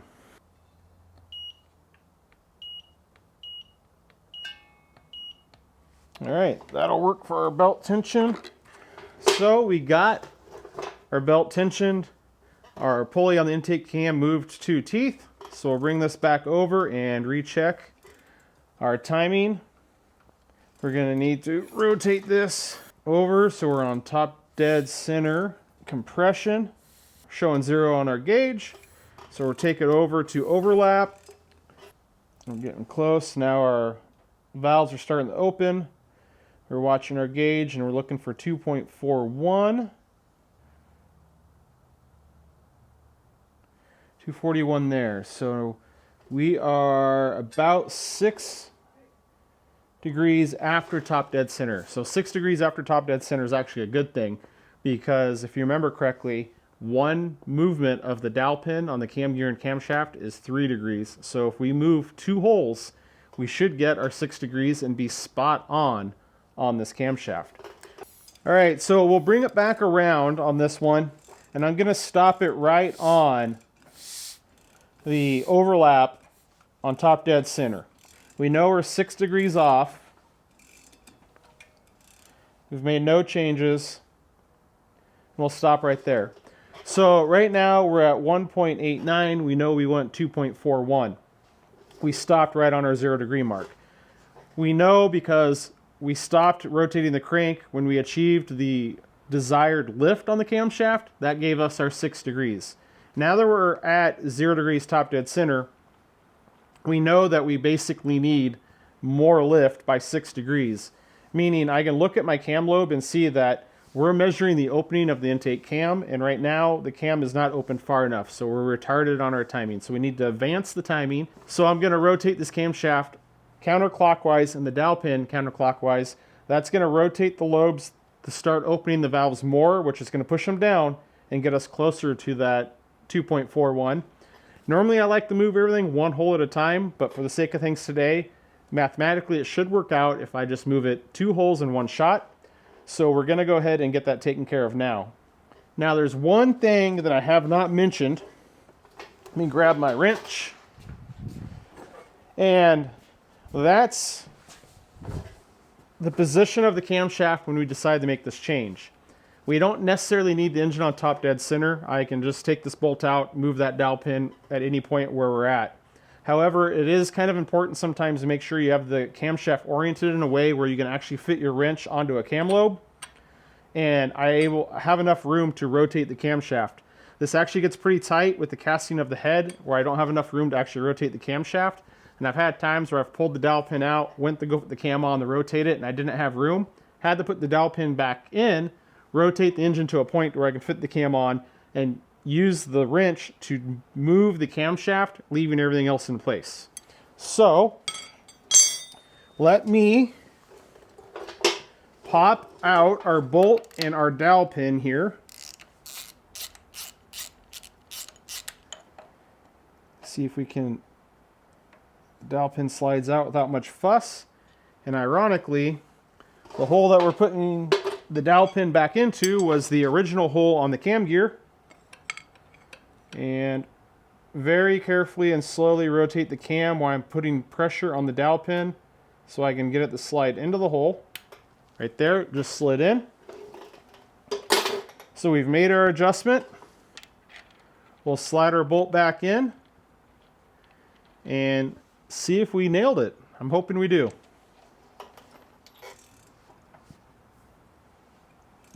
All right, starting to get some intake valve opening. Slowing it down, 2.2, 2.3, slow it down, 2.39, 2.4, 2.41. That puts me just maybe 1 1/4, I would say. So if we're 1 1/4, we oh so slightly have too much lift. So we have it now, is what I'm thinking, is I have it stopped here On top dead center overlap, we have 2.54. We're looking for 2.41. I mentioned this earlier. We can loosen our cam gear bolt. I'm going to pull the cam gear clockwise towards me, and I felt that move a pretty good amount. Tighten down our bolt. Now that is the slop that I was talking about in the dowel pin to the cam and the cam gear. So with that adjusted, we will see what reading we get here. All right, intake valve starting to open. 230. And bring this up 241 right there. And with that movement, that puts me at half a degree off from top dead center. So you can see that I had 1 degree of movement by rotating the camshaft. I mentioned I don't like relying on that, but when I was 1.25 degrees off, if I were to move the dowel pin another hole, that was going to overshoot me by 2 degrees on the other side, and we weren't going to be able to hit our tolerance. So with this on our tolerance, I am comfortable with that where we have everything positioned. And also, one thing that's important to note is the direction of rotation, meaning this timing belt is rotating counterclockwise. And when I went and pulled that camshaft back, I basically loaded everything, and that's the normal place where that dowel pin is going to want to rest on the camshaft, where it's pulling the camshaft. Essentially, the valve train is resisting the camshaft from turning, so that cam gear is going to rotate counterclockwise on the cam will rotate clockwise. So the position that it's in right now, even if that bolt was a little bit loose, it's not going to slide forward. It's actually going to stay in that back position. We'll do a few more cycles through to be sure we get repetitive numbers. If they look good, we're going to shift all of our tooling to the exhaust side and see where we end up on that one. All right, coming around on our third and final time, we're at 1, 2, 1, 5, 1, 6, 1, 7, 2, 2, 2, 2, 3, 4, 5. So we're going to really start slowing down here. 2, 3, 6, 2, 3, 9, 2, 4, 1. And we're right on the money. We're really 1/4 to 1/2 degree off. Now, one thing I have not mentioned to this point is you do have to leave a little bit of tension on your wrench. If I release this ratchet a little bit, the tension from the timing belts in the engine, it's going to want to spin backwards a little bit, and you'll see it on the degree wheel. It'll move back 1 degree or 2. So you have to be real careful, because I don't want to move it any further and cause more rotation and more valve lift, but I want to keep it at the same resting point. So right now we're just a little bit past 0 degrees. So to prove the point, I'm going to let off, and you can see that it moved 1/2 degree. It looks like it's slowly creeping a little bit right now. So you have to keep a little bit of tension when you're reading the degree wheel. You can't just let go of the wrench, come around and position yourself. Again, I mentioned this earlier, I'm really picky and OCD on this, and I really like a lot of fidelity and being very, very precise on what I'm doing. And it's just these little small details that I've picked up over the years of doing it is my preferred method. I'm not necessarily saying this is a must-do or the only way to do it. It's just my method that I'm sharing with you guys, and things that I've found that they're variables, and these variables can create inconsistencies and they make things inaccurate, right? And everything we're doing right here is all about accuracy. So those are things I kind of get stuck on sometimes, and I wanted to share them with you. Let's move over to the exhaust. All right, we're all set up on the exhaust side, and we have it on top dead center overlap. We need to zero our gauge out. So, tricky little guy. There you go. So on top dead center overlap, our exhaust valves are open, but they're in the closing state. So I said that on bank 1, meaning we're only measuring the remaining lift of the valve. So the zeroing point of this gauge with this at 0 is critical on this particular step. On the intake side, we were zeroing out this gauge with the cam lobe off of the lifter bucket, so the valve is fully closed, so it wasn't as critical. It's kind of flip-flopped, right? On the intake side, the zeroing of this gauge isn't as critical, but the reading we get as we rotate the crankshaft in relation to which degree we're at is critical. On the exhaust side, it is critical where we zero out this gauge in relation to the crankshaft. However, the rotation of the crankshaft degrees afterwards is not as critical, because once we're done, or once that valve and that lifter is done moving, it doesn't matter what crankshaft degree we have until we rotate so far that it starts to open again. It's just important to remember at what points are real critical and what we're doing. Meaning when I rotate this crankshaft on the exhaust side, I'm not really worried about how many degrees I'm cranking it. I'm more so focused on being sure I'm on top dead center overlap and this is calibrated correctly. We're going to rotate our crankshaft, and remember, we're watching the lift remaining in the camshaft, so we're going to see how far this is going to come up when we rotate the engine over and have the exhaust valve close. We're shooting for 2.29 millimeters of travel being left. So we'll rotate this over, and we got 2.35. All right, that's quite close. So we'll keep rotating this over, and let's bring it back to top dead center overlap without touching anything. All right, we're coming up on overlap. So you can see as I'm getting close to overlap, my gauge is moving. That's what I was saying. It's important that we're careful on this part and precise. So I'm watching my degree wheel. I'm going to bring this up to 0. I'm going to stop right there. Right about there. That guy about matches, so we're a little off on this. So we'll re-zero it. So now we're going to rotate this and see if our numbers match up. And 2.38. So again, the same number. We're 0.09 away from our 2.29 that we're targeting. I have a larger number than the number that's specified, meaning I have more valve travel than I should. So what I'm going to do is I'm going to watch this dial gauge as I pass top dead center overlap. And what I'm going to be looking for is I want to see 0.09 millimeters on this gauge, because we know that's the difference from the spec that I have and the spec that I'm seeing on my gauge. That number that I'm going to see on the degree wheel is going to tell me how many degrees out that this is. Of course, we also have the chart in the workshop manual that we can reference, and we will to back up our information. Okay, so we're going to bring it right up to top dead center overlap, and we're zeroed out on our dial gauge. Now, what I'm going to do is I'm going to rotate the crankshaft so this reads 0.09.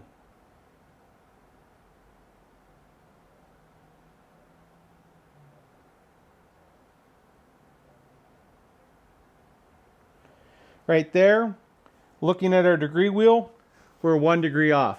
Now, the way this method works is if I were to zero out this gauge, we went just a little over at 10, but let's zero this gauge out and then rotate this remaining lift. We're almost at it's 2.27. So just by doing a little bit of math, I can use that math with this dial gauge in conjunction with the degree wheel, and I can quickly tell myself how many degrees out my camshaft timing is without needing to go to the book and look at the chart. Now, I was ending up with 2.38, so let's go to the workshop manual, and I'll see what that tells me on my chart. 2.38, it gives me 2.40 is 17 degrees off, and we're looking for 16 degrees on the exhaust cam. So that chart matches. 2.38 is close enough to 2.4. It says that's 1 degree away from the desired timing angle. On this one, we hit it right on the money. So all of our cams are in spec, our belts are tension, we're good to go, right? Not quite. So I ran you guys through this procedure. I explained it. I got it filmed. Hopefully you're able to follow along and understand it. But the fact of the matter is this customer deserves the best that I can give him. Frankly, when I'm filming and talking to you guys through this, my attention is split. And I want to be able to run through this cam timing with all of my attention and detail and care focused exactly on that. So what I have planned is I'm going to set you guys aside, and I'm basically going to start this procedure all the way over from the scratch. I'm going to confirm my timing belt tensions. I'm going to reestablish top dead center on bank 1. I'm going to run through my cam timing checks on my intake side on bank 1. On the exhaust side, I'll shift everything over. I'm going to do the same on the exhaust side. Again, I'm only going to be doing this so that way I can not be worrying about it, how I'm explaining it to you guys, and I can be 100% focused on the job at hand. I really want to be sure that I give my customer the best that I'm capable of doing. I don't expect that we're going to have anything changing from where we are now. If we do, I'll bring you back. I'll tell you.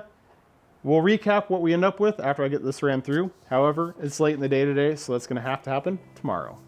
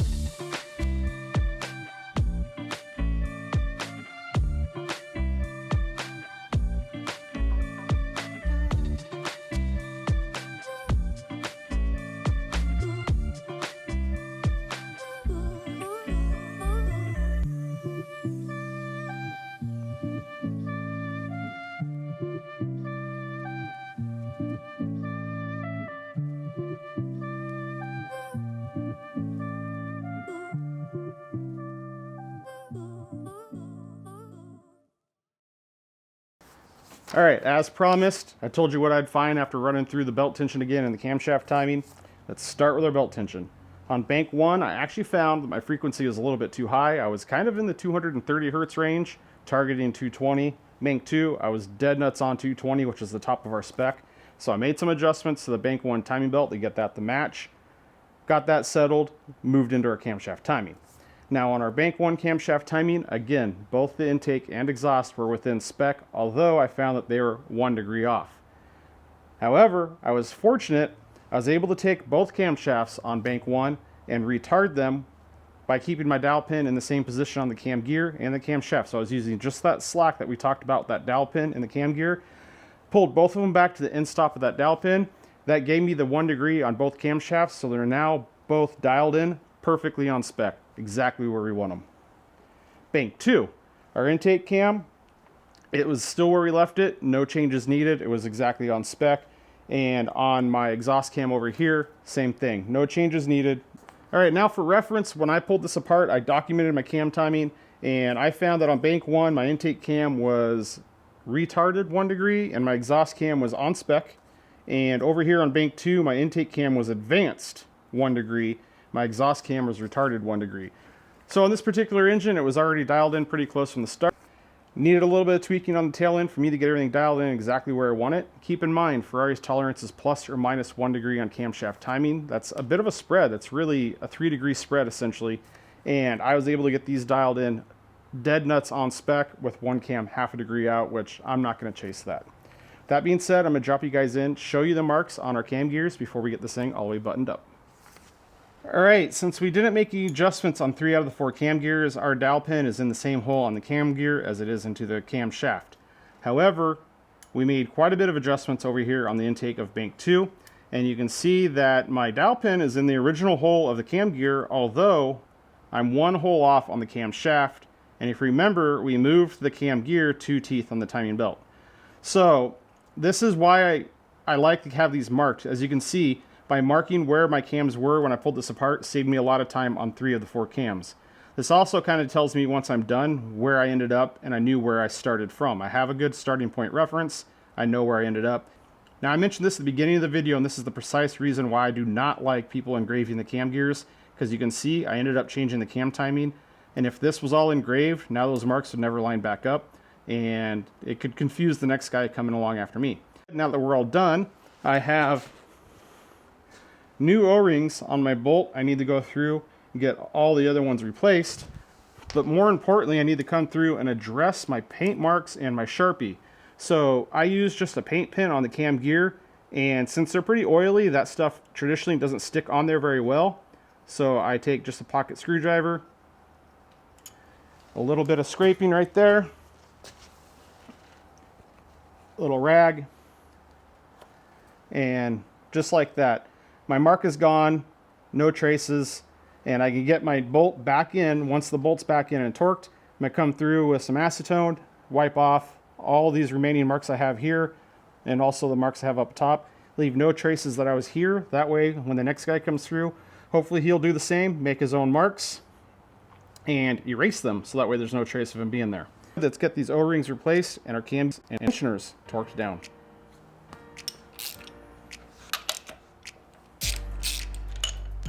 Take off our marks on the exhaust cam.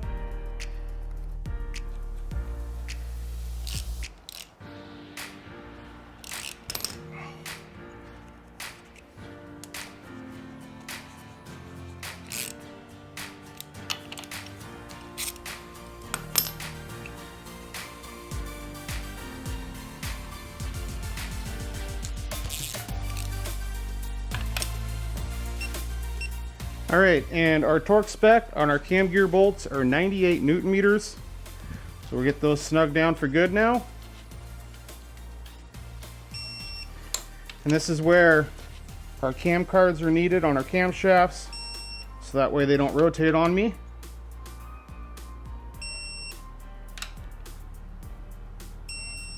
Give them one more check.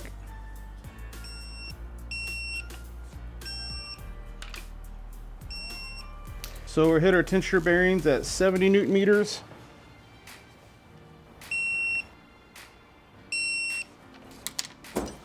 come back through. Get all our marks off.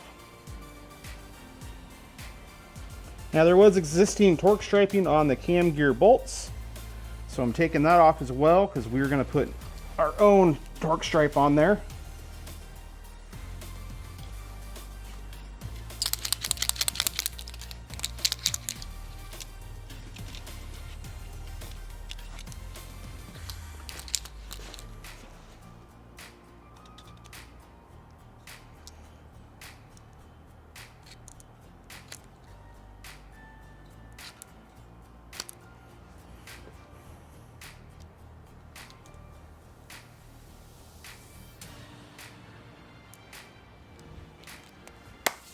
Now we can take our business cards off of our cams once and for all.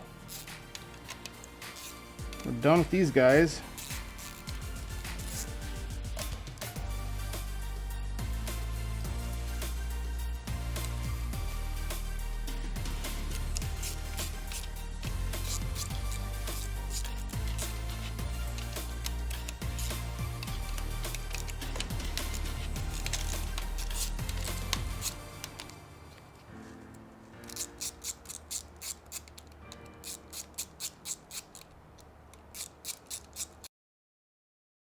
Since we're done with the business cards, we're not going to be locking the cams down again. They're out for good. I'm going to go back through and retorque every cam cap one more time. I do this because I want to be sure that I don't accidentally leave a loose cam cap on the engine once I button it up. And I'm probably going to go over it one more time right before I put the valve covers on. But it's just a good practice. You can never be too sure because, you know, we kept having them on and off, tightening them, loosening them. Try to do the same ones each time, but sometimes you lose track. You need to go back through and just double check.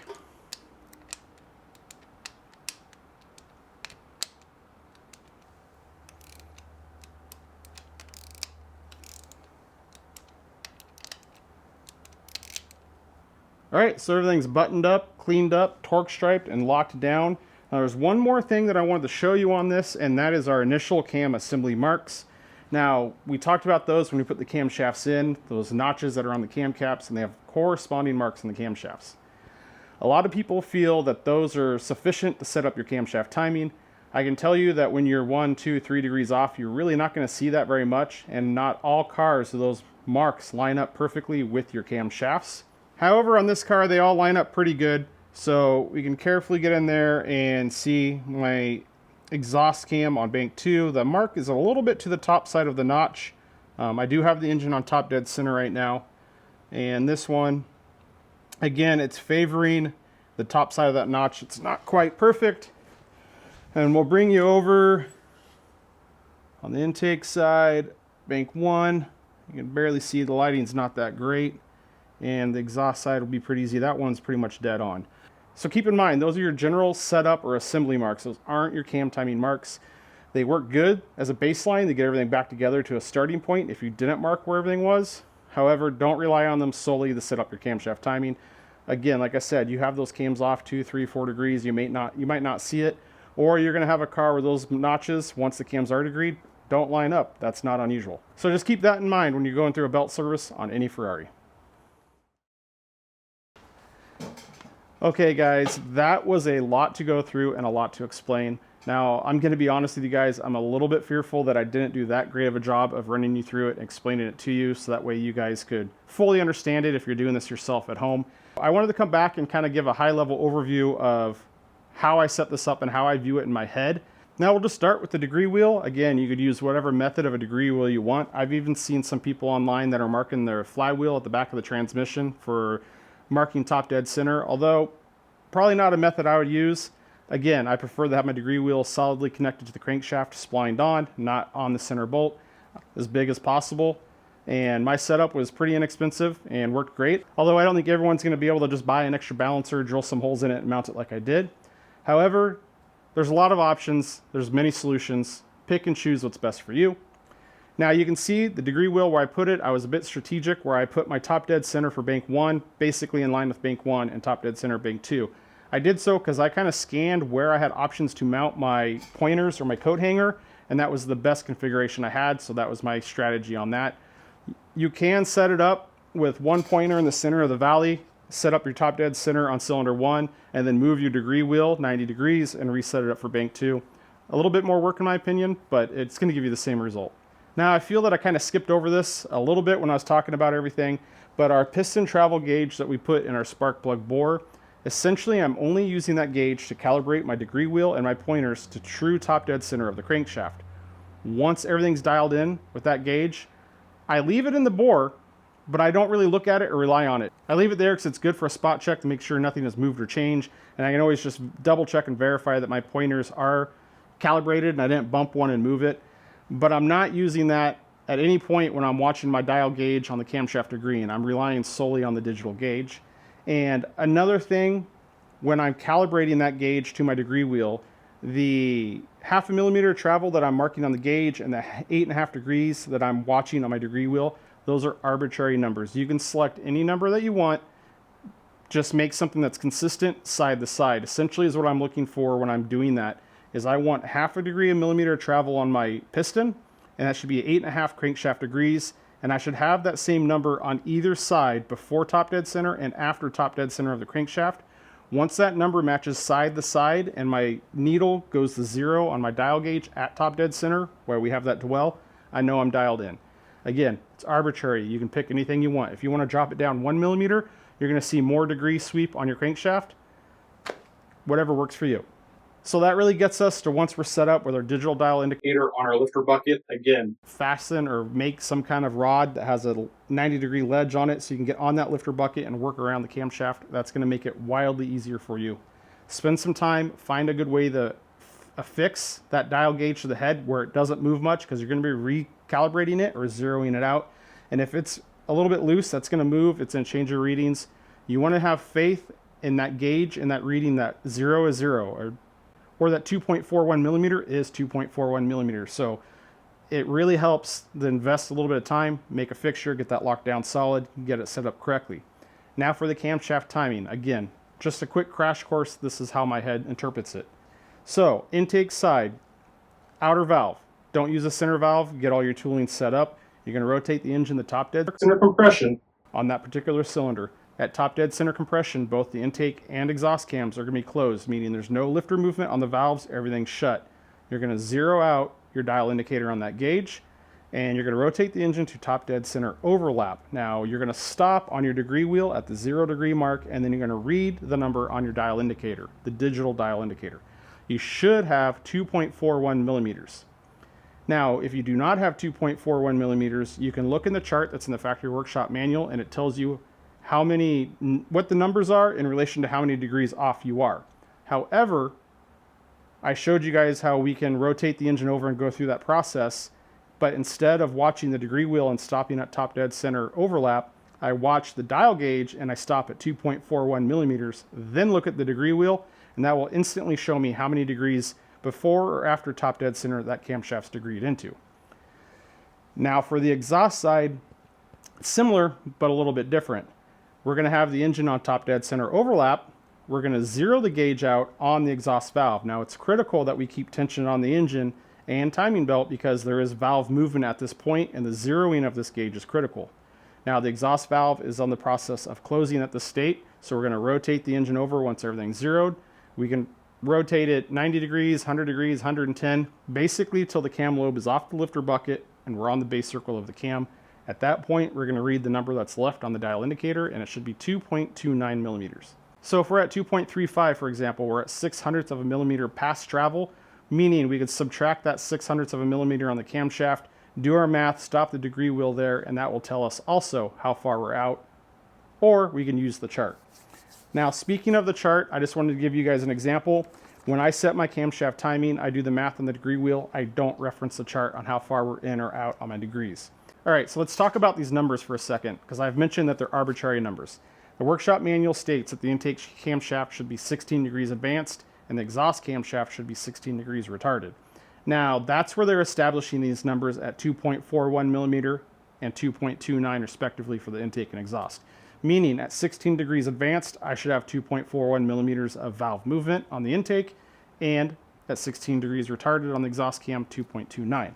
So going to our chart, 16 degrees is 2.41 millimeters. We have a plus or minus 1 degree range. So at 17 degrees, we should be reading 2.52 millimeters on our digital gauge, or 2.29 millimeters if we're 15 degrees. So that's our plus or minus 1 degree, essentially goes from 2.29 millimeters to 2.52 millimeters. So it's a pretty big range, and I ended up at 2.44. So I can look at that chart and know that I'm like a quarter of a degree off, like I am dialed. And again, I watched it on the degree wheel, and that 0.03 of a millimeter was virtually unnoticeable on the degree wheel. It was dead set, right on the money, right where I wanted it. So it's really the same thing on the exhaust. They have the same chart. 16 degrees is our 2.29 that we wanted, and the 17 is 240, and the 15 degree is 2.17. So it's the same thing where you can look at that chart and you can see your tolerance on your digital gauge, what you should be reading, which correlates to the crankshaft. There's really two ways to go about it. I don't think there's a right or wrong. Just do whichever works best for you and which one is the most understandable for you. Now, like I mentioned, I really hope that I ran through this and didn't lose you guys and you're able to understand and follow it. But don't fret, because the way things are looking, I actually have a few more timing belt services lined up that I'll be doing here in the shop. It will give me another opportunity to go through, run through this procedure, take another shot at explaining it to you guys, and hopefully you guys understand it. Now, when I'm building my own engines, particularly if I'm building a domestic V8 or a custom engine or something where I don't have a rigid workshop manual like these that I'm following, I will degree my camshafts in on the intake centerline method. I don't do it on these engines simply because I have to assume that whoever is going to be servicing this car next is going to be following the workshop manual. Meaning I want to be consistent. I want to set this up and degree these cams in the way the next guy would possibly check them and do them himself. If I just start deviating and degrading these cams wildly differently and not leaving good documentation or understanding of what I did, the next guy might come across and not understand how I achieved what I did or what I was doing. So I prefer to keep it to the workshop manual. They have their process. It works just fine. It takes a little bit to understand, but I stick to it. That way it's consistent. Someone else can come in after me, follow what's in the workshop manual, and they should find the exact same results that I did when I was finished with the car. As it sits, this car came in with all four camshafts basically within that plus or minus 1 degree tolerance. Now they're all dead nuts in, meaning that the camshaft timing on this car will be better when it leaves than it was when it came in, which is always my goal. All right, guys, so we got the heads on, our timing belts are on and tensioned, and our camshafts are degreed in. Everything's buttoned up, locked down, and torque striped. So we are set, ready really to get into the final stretch of the final assembly of this engine. But that's gonna have to wait for the next video. I'm pretty sure that we covered more than enough in today's video. So with that being said, guys, be sure to like, share, and subscribe to the channel. And like we did in the last video, jump in the comment section. If you got something to say, questions on the cam timing, say that in there. And if you don't have any questions, still jump in the comments. I want to know where you guys are from. So drop the city, state, or country on where you're viewing this video from. For myself, again, Seattle, Washington, Great Pacific Northwest. That's where we're located here. We'll see you guys in the next one, and thank you for watching.